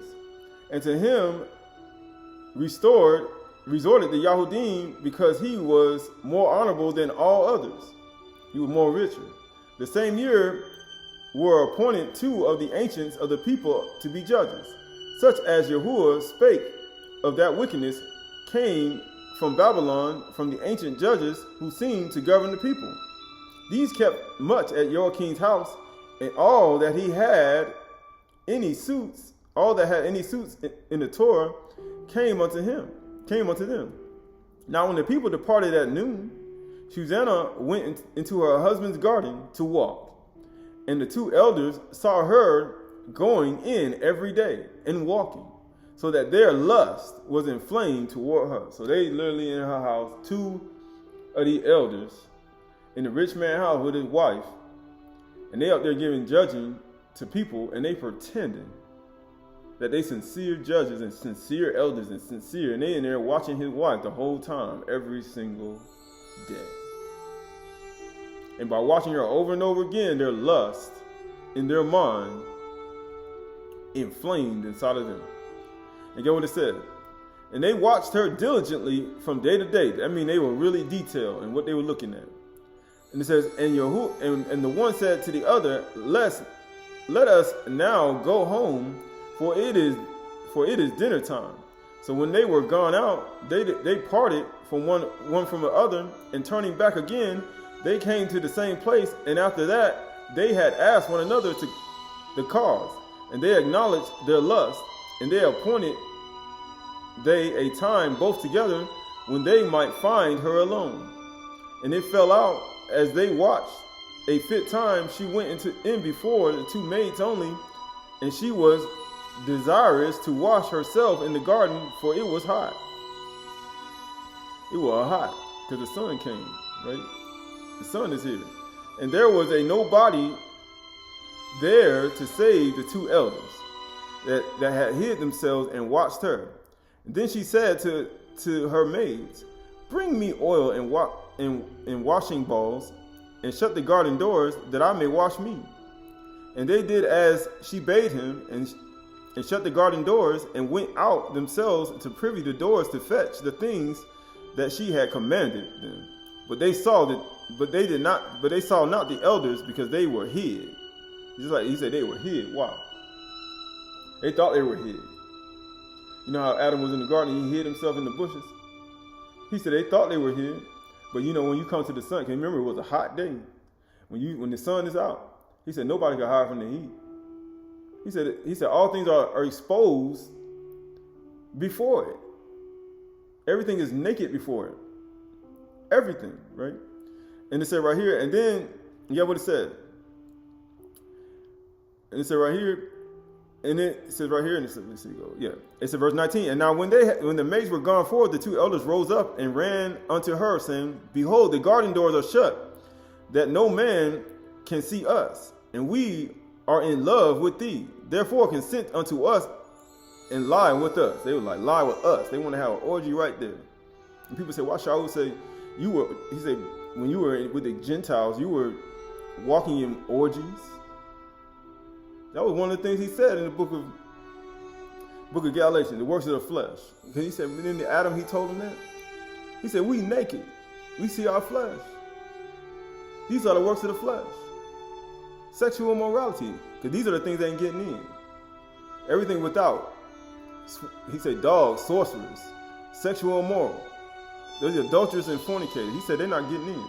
The Malkut. This is the reason why he said that.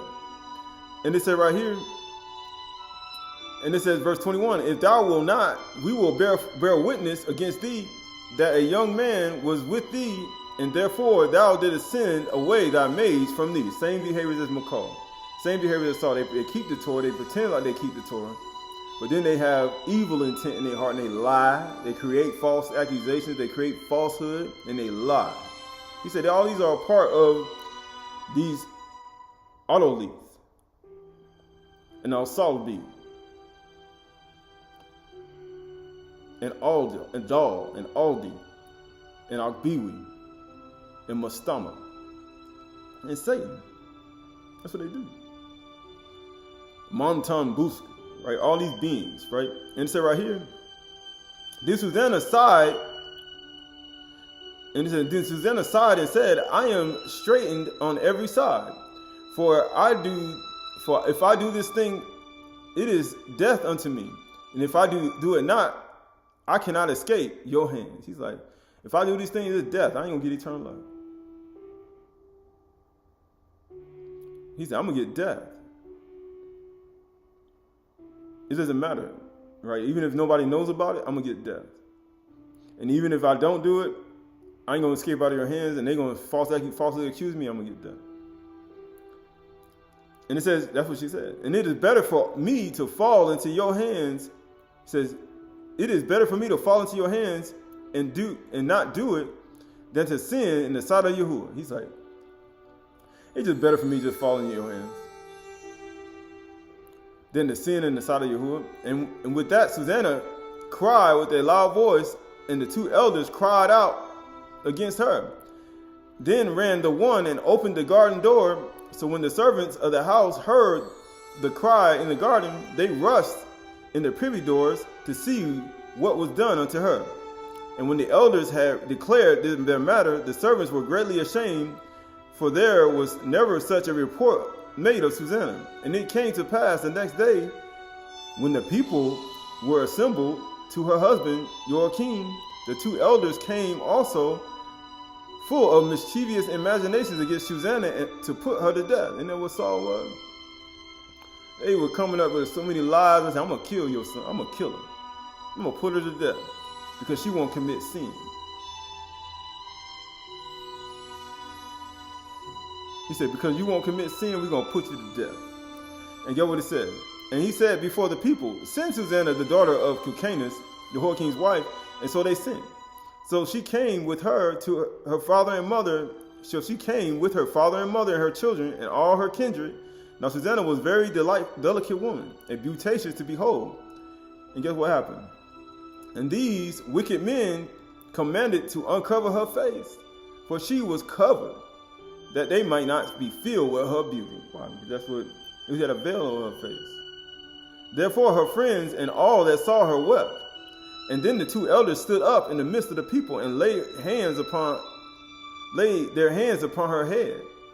And she, weeping, looked up toward Shanym, for her heart trusted in Yahuwah. Trust in Yahuwah with all your heart. Lean not to your own understanding. In all your ways acknowledge him, and he will make straight your paths. You'll be healing to your shore and refreshment to your bones. And the elder said, as we walked in the garden alone, the woman came in with the two maids and shut the garden doors and sent the maids away. And then a young man who there was hid came unto her and lay with her. Then we stood in the corner of the garden, seeing this wickedness, and ran unto them. And when we saw them together, the man could not hold, for he was stronger than we, and opened the door and leaped out. But having taken this woman, we asked who the young man was, but she would not tell us these things. Do we testify? Then the assembly believed as those who were the elders and the judges of the people, so they condemned her to death. Right? Just like they put Yahushua. They brought up many false witnesses, and the people believed the leaders. They believed them about the person that it was talking about. Just like everybody believed Saul, they believed the leader and they wanted to kill him. But guess what happens? They believed him. But guess what it said?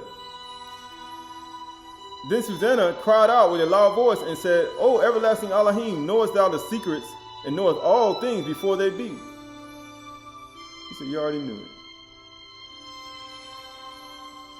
Thou knowest that they have borne false witness against me, and behold, I must die.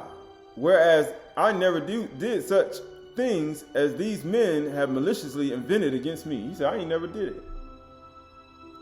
He said, why? He said, I ain't never done it. He said, you maliciously invented those things against me. And Yahuwah heard her voice, and Yahuwah heard it. Because I ain't never did it. He said, all the things they said, he said, I ain't never did it. But guess what it said? Therefore, when she was led to be put to death, Yahuwah raised up the Kudash Ruach of a young youth, whose name was Daniel, who cried with a loud voice, I am clear from the blood of this woman. Oh, bloody woman. Isn't what he said to David? Oh, bloody man. Bloody man. Right? Then all the people turned them toward him and said, what means these words that thou hast spoken? What you talking about? You going to talk about these people? You going to talk about the judges and the people that's above us? So he, standing in the midst of them, said, are you such fools, you sons of Yasharal, that without explanation of knowledge of the truth, you have condemned a daughter of Yasharal? Return again to your place of judgment, because the Kadeshim going to judge the world. If you're going to judge Malachim, you can't judge small matters like this. And it says right here, are you such fools? Because you can't be a fool and be a judge. Kadashim, right? For you sons of Yasharal, that without examination of knowledge of the truth, you have condemned a daughter of Yasharal, return again to your place of judgment. For they have borne false witness against her. Wherefore all the people turned again in haste, and the elders said unto him, come, sit down among us, and show it to us, seeing Elohim has given thee the honor of an elder. Then said Daniel unto them, put these two aside, one far from the other, and examine them. So when they were put asunder, one from the other, he called one of them and said to them, O thou art waxen old in wickedness. He said, you waxen old in evil. Now thy sins which thou hast committed aforetime are come to light. How you say? Because nobody can hide from everything is naked and exposed before the light. So the wicked hate the light. They ain't coming to the light, lest their deeds be reproved. And it said right here, for thou hast pronounced false judgment and just, and hast condemned the innocent, and has let the guilty go free. Albeit Yahuwah said, the innocent and the righteous thou shalt not slay. You say you let the righteous, you condemn the innocent, and you let the wicked go free.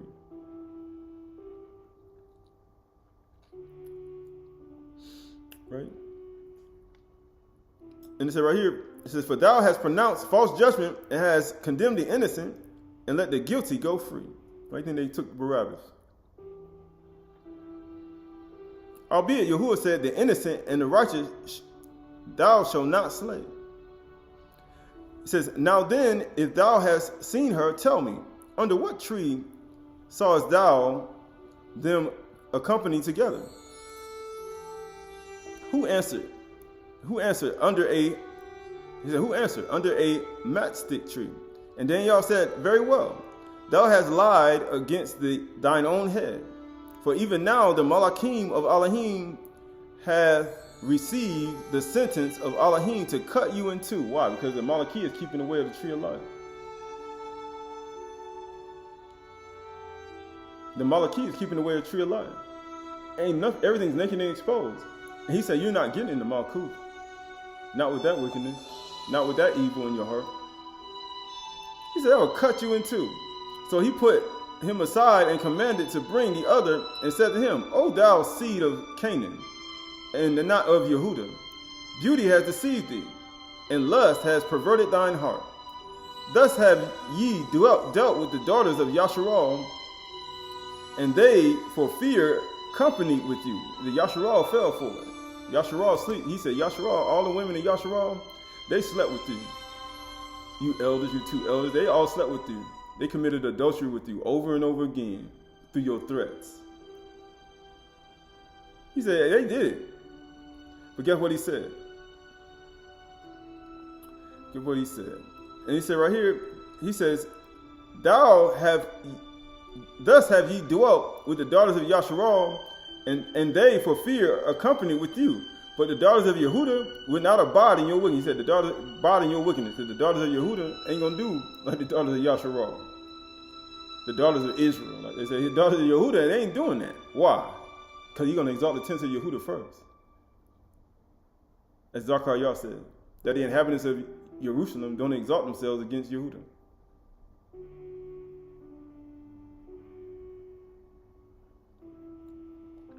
But it says right here, now therefore tell me, under what tree didst thou take the company together? Who answered, under a home tree. Then Daniel said unto them, well, thou hast lied against thine own head. For the Malachi of Elohim waiteth with a sword to cut thee in two, that he may destroy you. He said, what? He said, keep the way of the tree of life. Because without a dog's sources, sexual morality, everything that love is making falsehood. He said, you're not getting in. Because he's going to keep the way of the tree of life. Because the word is quick and powerful, sharper than any two-edged sword. It says, will that all, is what he says, destroy you? Verse 60 says, with that, all the assembly cried out with a loud voice and praised Elohim, who saveth them that trust in him, right?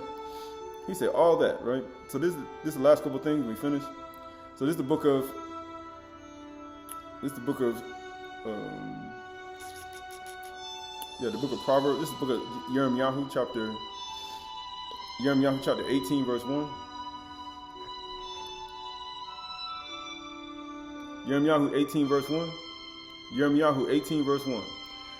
And it says Jeremiah 18 and 1. And Yahuwah, it says, the word of Yahuwah came to Yirmiyahu from Yahuwah. Arise and go down to the potter's house. And there I will let you hear my words.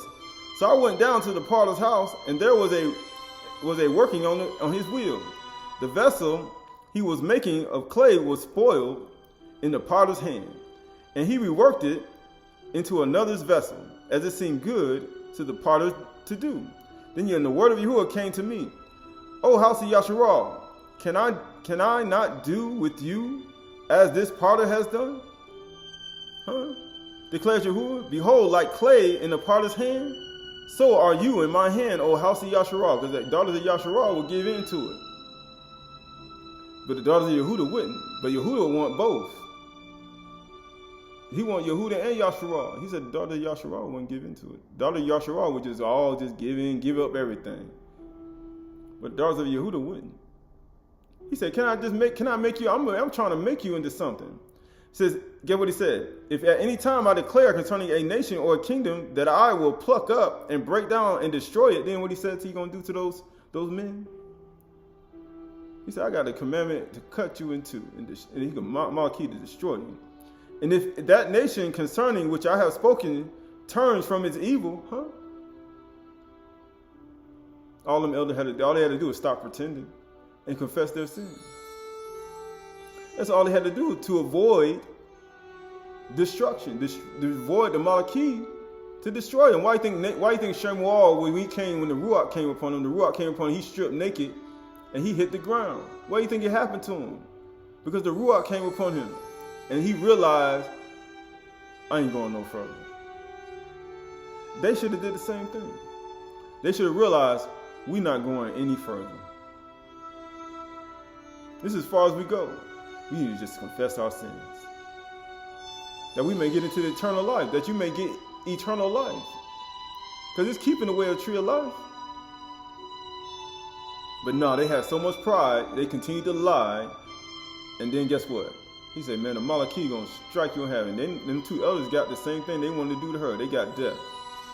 And that's the same thing that's going to happen to people who hold these things until to the end of their life, and they go to judgment, and Yahuwah is going to say, you know what?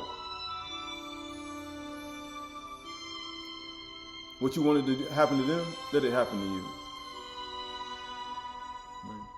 And it says, and get what it says. And I have spoken, he said, turn from his evil, and I will relent the disaster that I intended to do to it. How you think you're going to get out of it? He said, how are you going to get out of this? You got to relent from the disaster. You got to relent from your evil. That's how you get out of it. And it says, and if at any time I declare concerning a nation or a kingdom that I will build and plant it, and if it does evil in my sight, not listening to my voice, then I will relent of the good that I have intended to do it. And so he said, what's happening? Because he said, you got evil and you got to turn from it. He said, I only did these things to show you what's in your heart, to make you turn from your evil in your heart. And to do what? That I may relent for the evil that I intended to do to it. Now therefore, say to the men of Yehuda and the inhabitants of Jerusalem, thus says Yahuwah, behold, I am shaping disaster against you and devising a plan against you. Return every one from his evil way and amend your ways and your deeds. But they say that it is vain. We will follow our own plans. He said we're going to continue to do it. And will everyone act according to the stubbornness of his own evil, of his evil heart.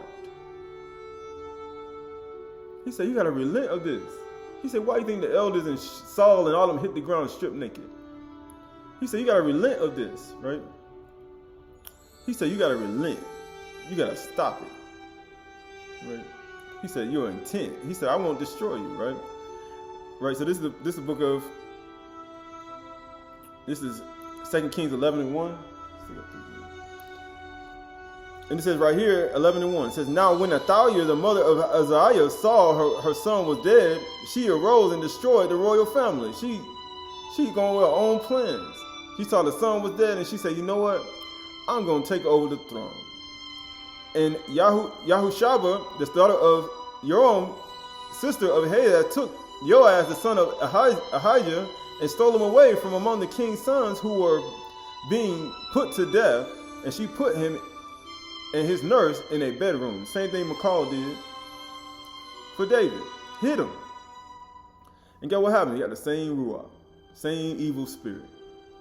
And get what happened? And they hid him from Athaliah, so that he was not put to death, and he remained with her 6 years, hidden from in the house of Yahuwah, while Athaliah reigned over the land, because she had to kill all the sons. You got to kill all the male to rule.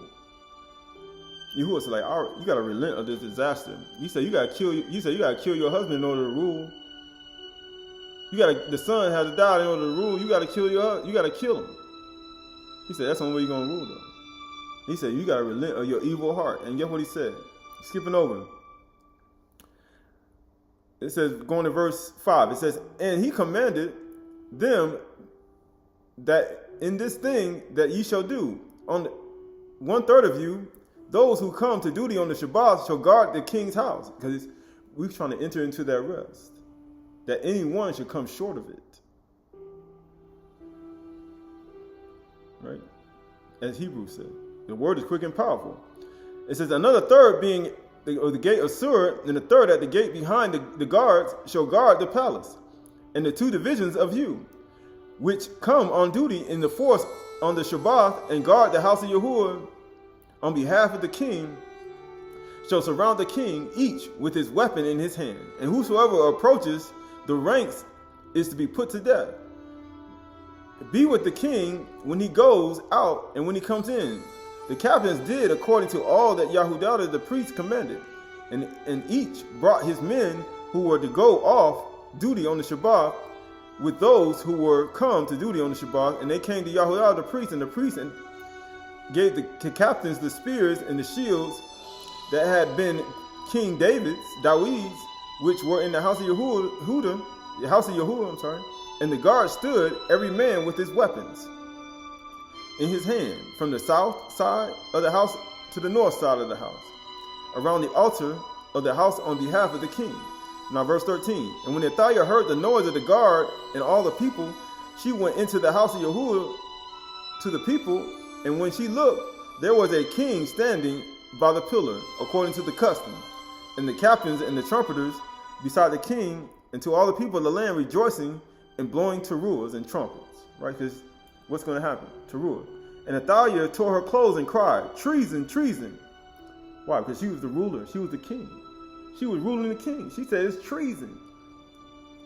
You all are wrong. Then Yahudah the priest commanded the captain, who were set over the army, bring her out between the ranks and put her to death with the sword, anyone who follows her. Why? Because you labor and enter into the rest of Yahuwah. But for some reason, the woman who devised evil and saw her son dead, and she destroyed all the royal family and took the throne, she thought after 6 years, after 6 days, she was going to continue on the 7th day. She thought she was going to continue because the word is quick and powerful, sharper than any two-edged sword. Not even knowing there's a Malachi keeping the way of the tree of life. And there's no way you're going to get into the Mount Kuth thinking that you're going to kill all your royal sons and think you're going to take the throne. And after 6 years, you thought you were going to after 6 days, you thought you were going to continue. And then on the 7th day, what happened? And bring her out from between the ranks and put her to death with the sword, anyone who follows her.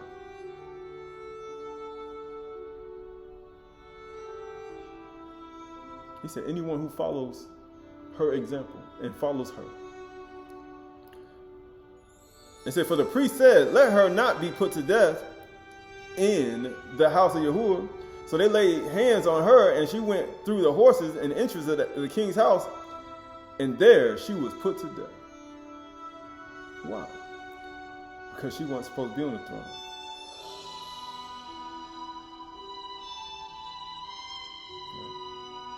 But she wasn't supposed to be there. Right, so this is the book, this is the last 2 things and we finish. This is the book of Psalms, chapter 139. Psalm chapter 140. Psalm chapter 140 and 1. It says right here, deliver me, O Yahuwah, from evil men and women. Preserve me, evil men and women. It says, preserve me from violent men and women who plan evil things in their heart and stir up wars continually. He says, even the wars within yourself that you stir up within yourself, he said, self-inflicted wounds that we do to our own self. Apparitions and imaginations that we create in our own mind, that we think. Get what it says? They make their tongue sharp as a serpent, and under their lips the venom of adders. He said that's what they have under their tongue. One minute they saying one thing, the next minute they saying something totally different. He said, guard me, O Yahuwah, from the hands of the wicked. Preserve me from the violent men and women who have planned to trip up my feet. He said, why are they coming? He said, why are they doing all these things? The arrogant have hidden a trap for me. Why do you think Saul was doing all them traps? Why do you think them elders were doing all them traps? Why do you think the serpent did all the traps in the garden? They hid traps. They master trappers. But David, everybody was escaping these traps. And when people escape the traps, that's when you get exposed. And that's when the Malachi come. He said, I have gotten a commandment to cut you in two. So the arrogant have hidden a trap for me, and with the cords they have spread a net. Beside the way they have set snares for me. I say to Yahuwah, you are my Elohim. Give ear to my voice of my pleas for mercy, O Yahuwah. O Yahuwah, my Elohim, the strength of my salvation. You have covered my head in the day of battle. Grant not, O Yahuwah, the desires of the wicked. Do not further their evil plot, or they will be exalted in the mind. You see, they don't get exalted. They're going to be exalted. He said that evil plot, these people are going to get exalted, and they don't need to be exalted.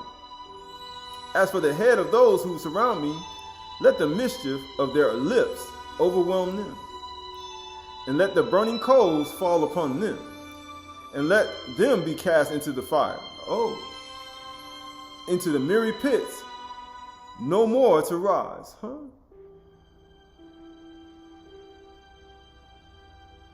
What he say he gonna do in the book of Hazon? He say, I'm gonna cast the beast and those who worship the beast in the image and the false Nabi'im and all who falls. I'm gonna throw it. He said they're gonna be thrown in the lake of fire.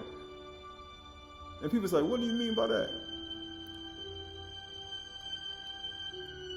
He said, no more to rise.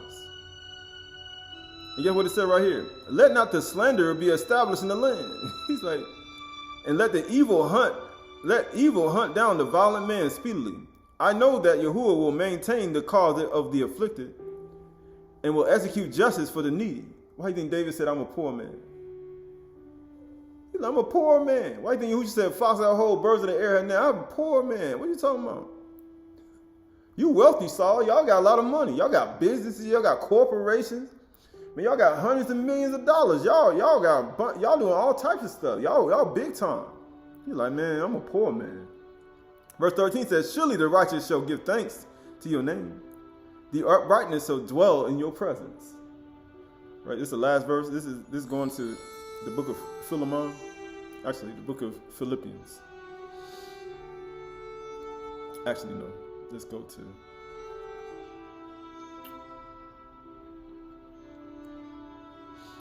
Let's go here. This is the book of 2 Kings. This is the last thing. 2 Kings 6 and 11. 2 Kings 6 and 11. Shanym Malachim 6 and 11. And the mind of King of Syria was greatly troubled because of this thing, just like people's minds do.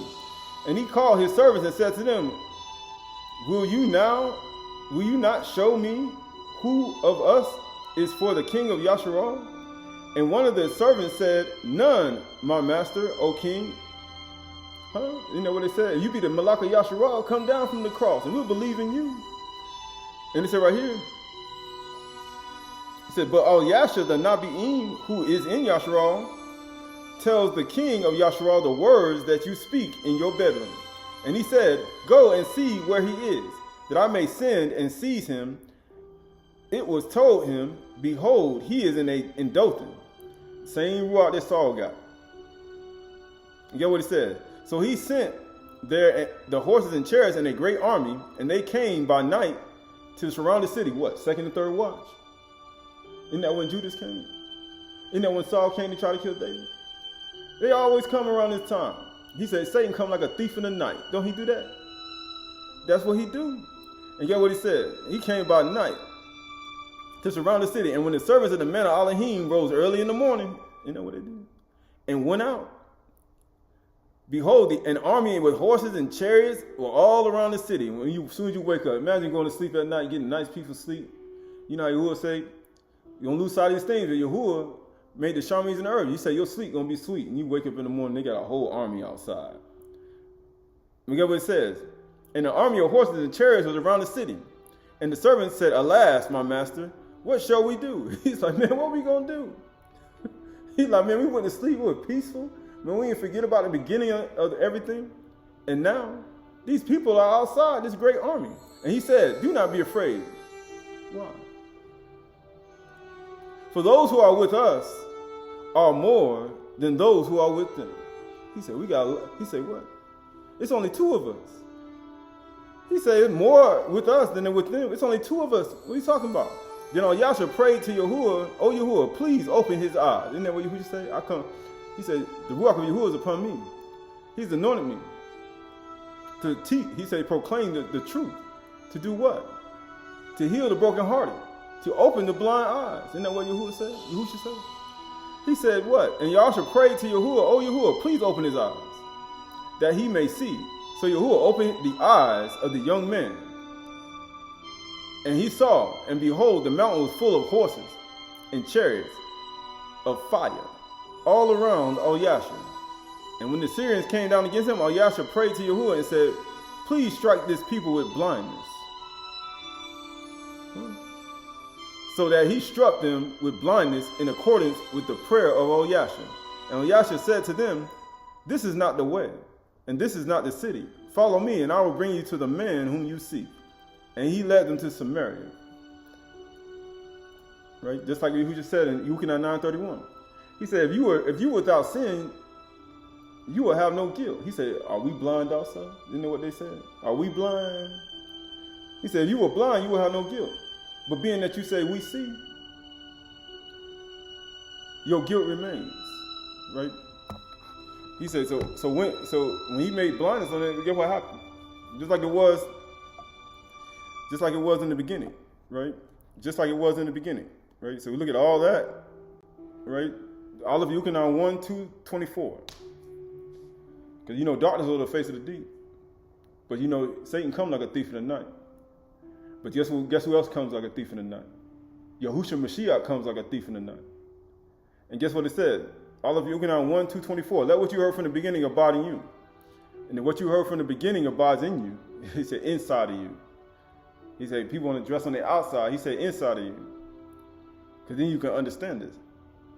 And once he says, let what you heard from the beginning abide in you. And then what you heard from the beginning abides in you, then you too will be in the Son, the life of the house, and in the Father, the strength of the house. And guess what happens? And this is the promise he has made to us, eternal life. So we look at all these things and what he has promised, but then you have to go through all your trials and tribulations. Matter of fact, you got to go through everything. As a matter of fact, you got to look at all the things in Hazun that's not going to be in the Malkuth, and you're going to have to go through all of that. Why? Because that's the only way.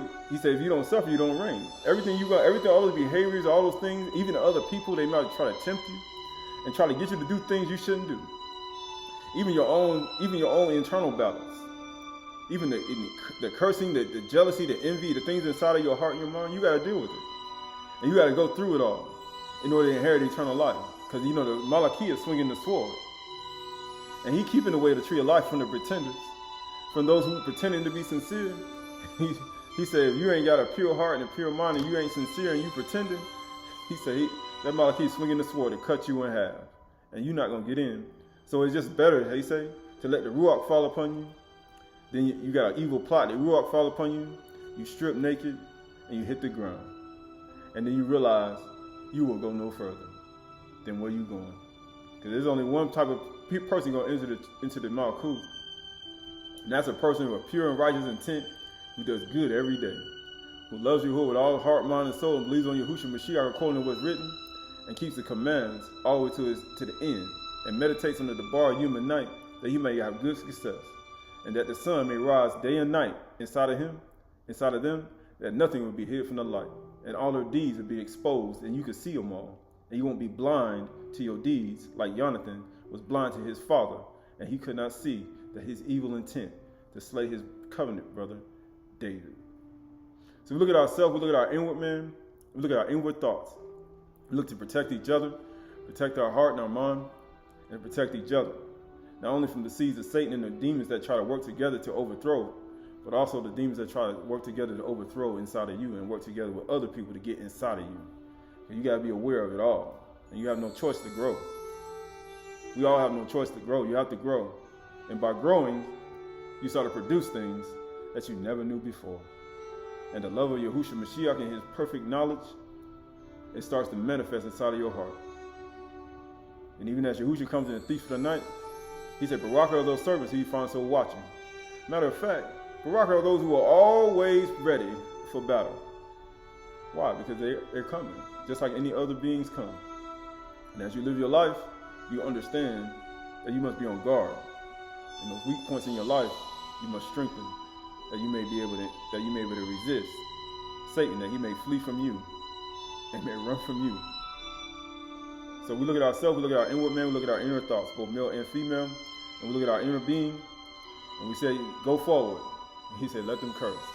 For maybe Yahuwah may reward me good for the wrong that's done to me.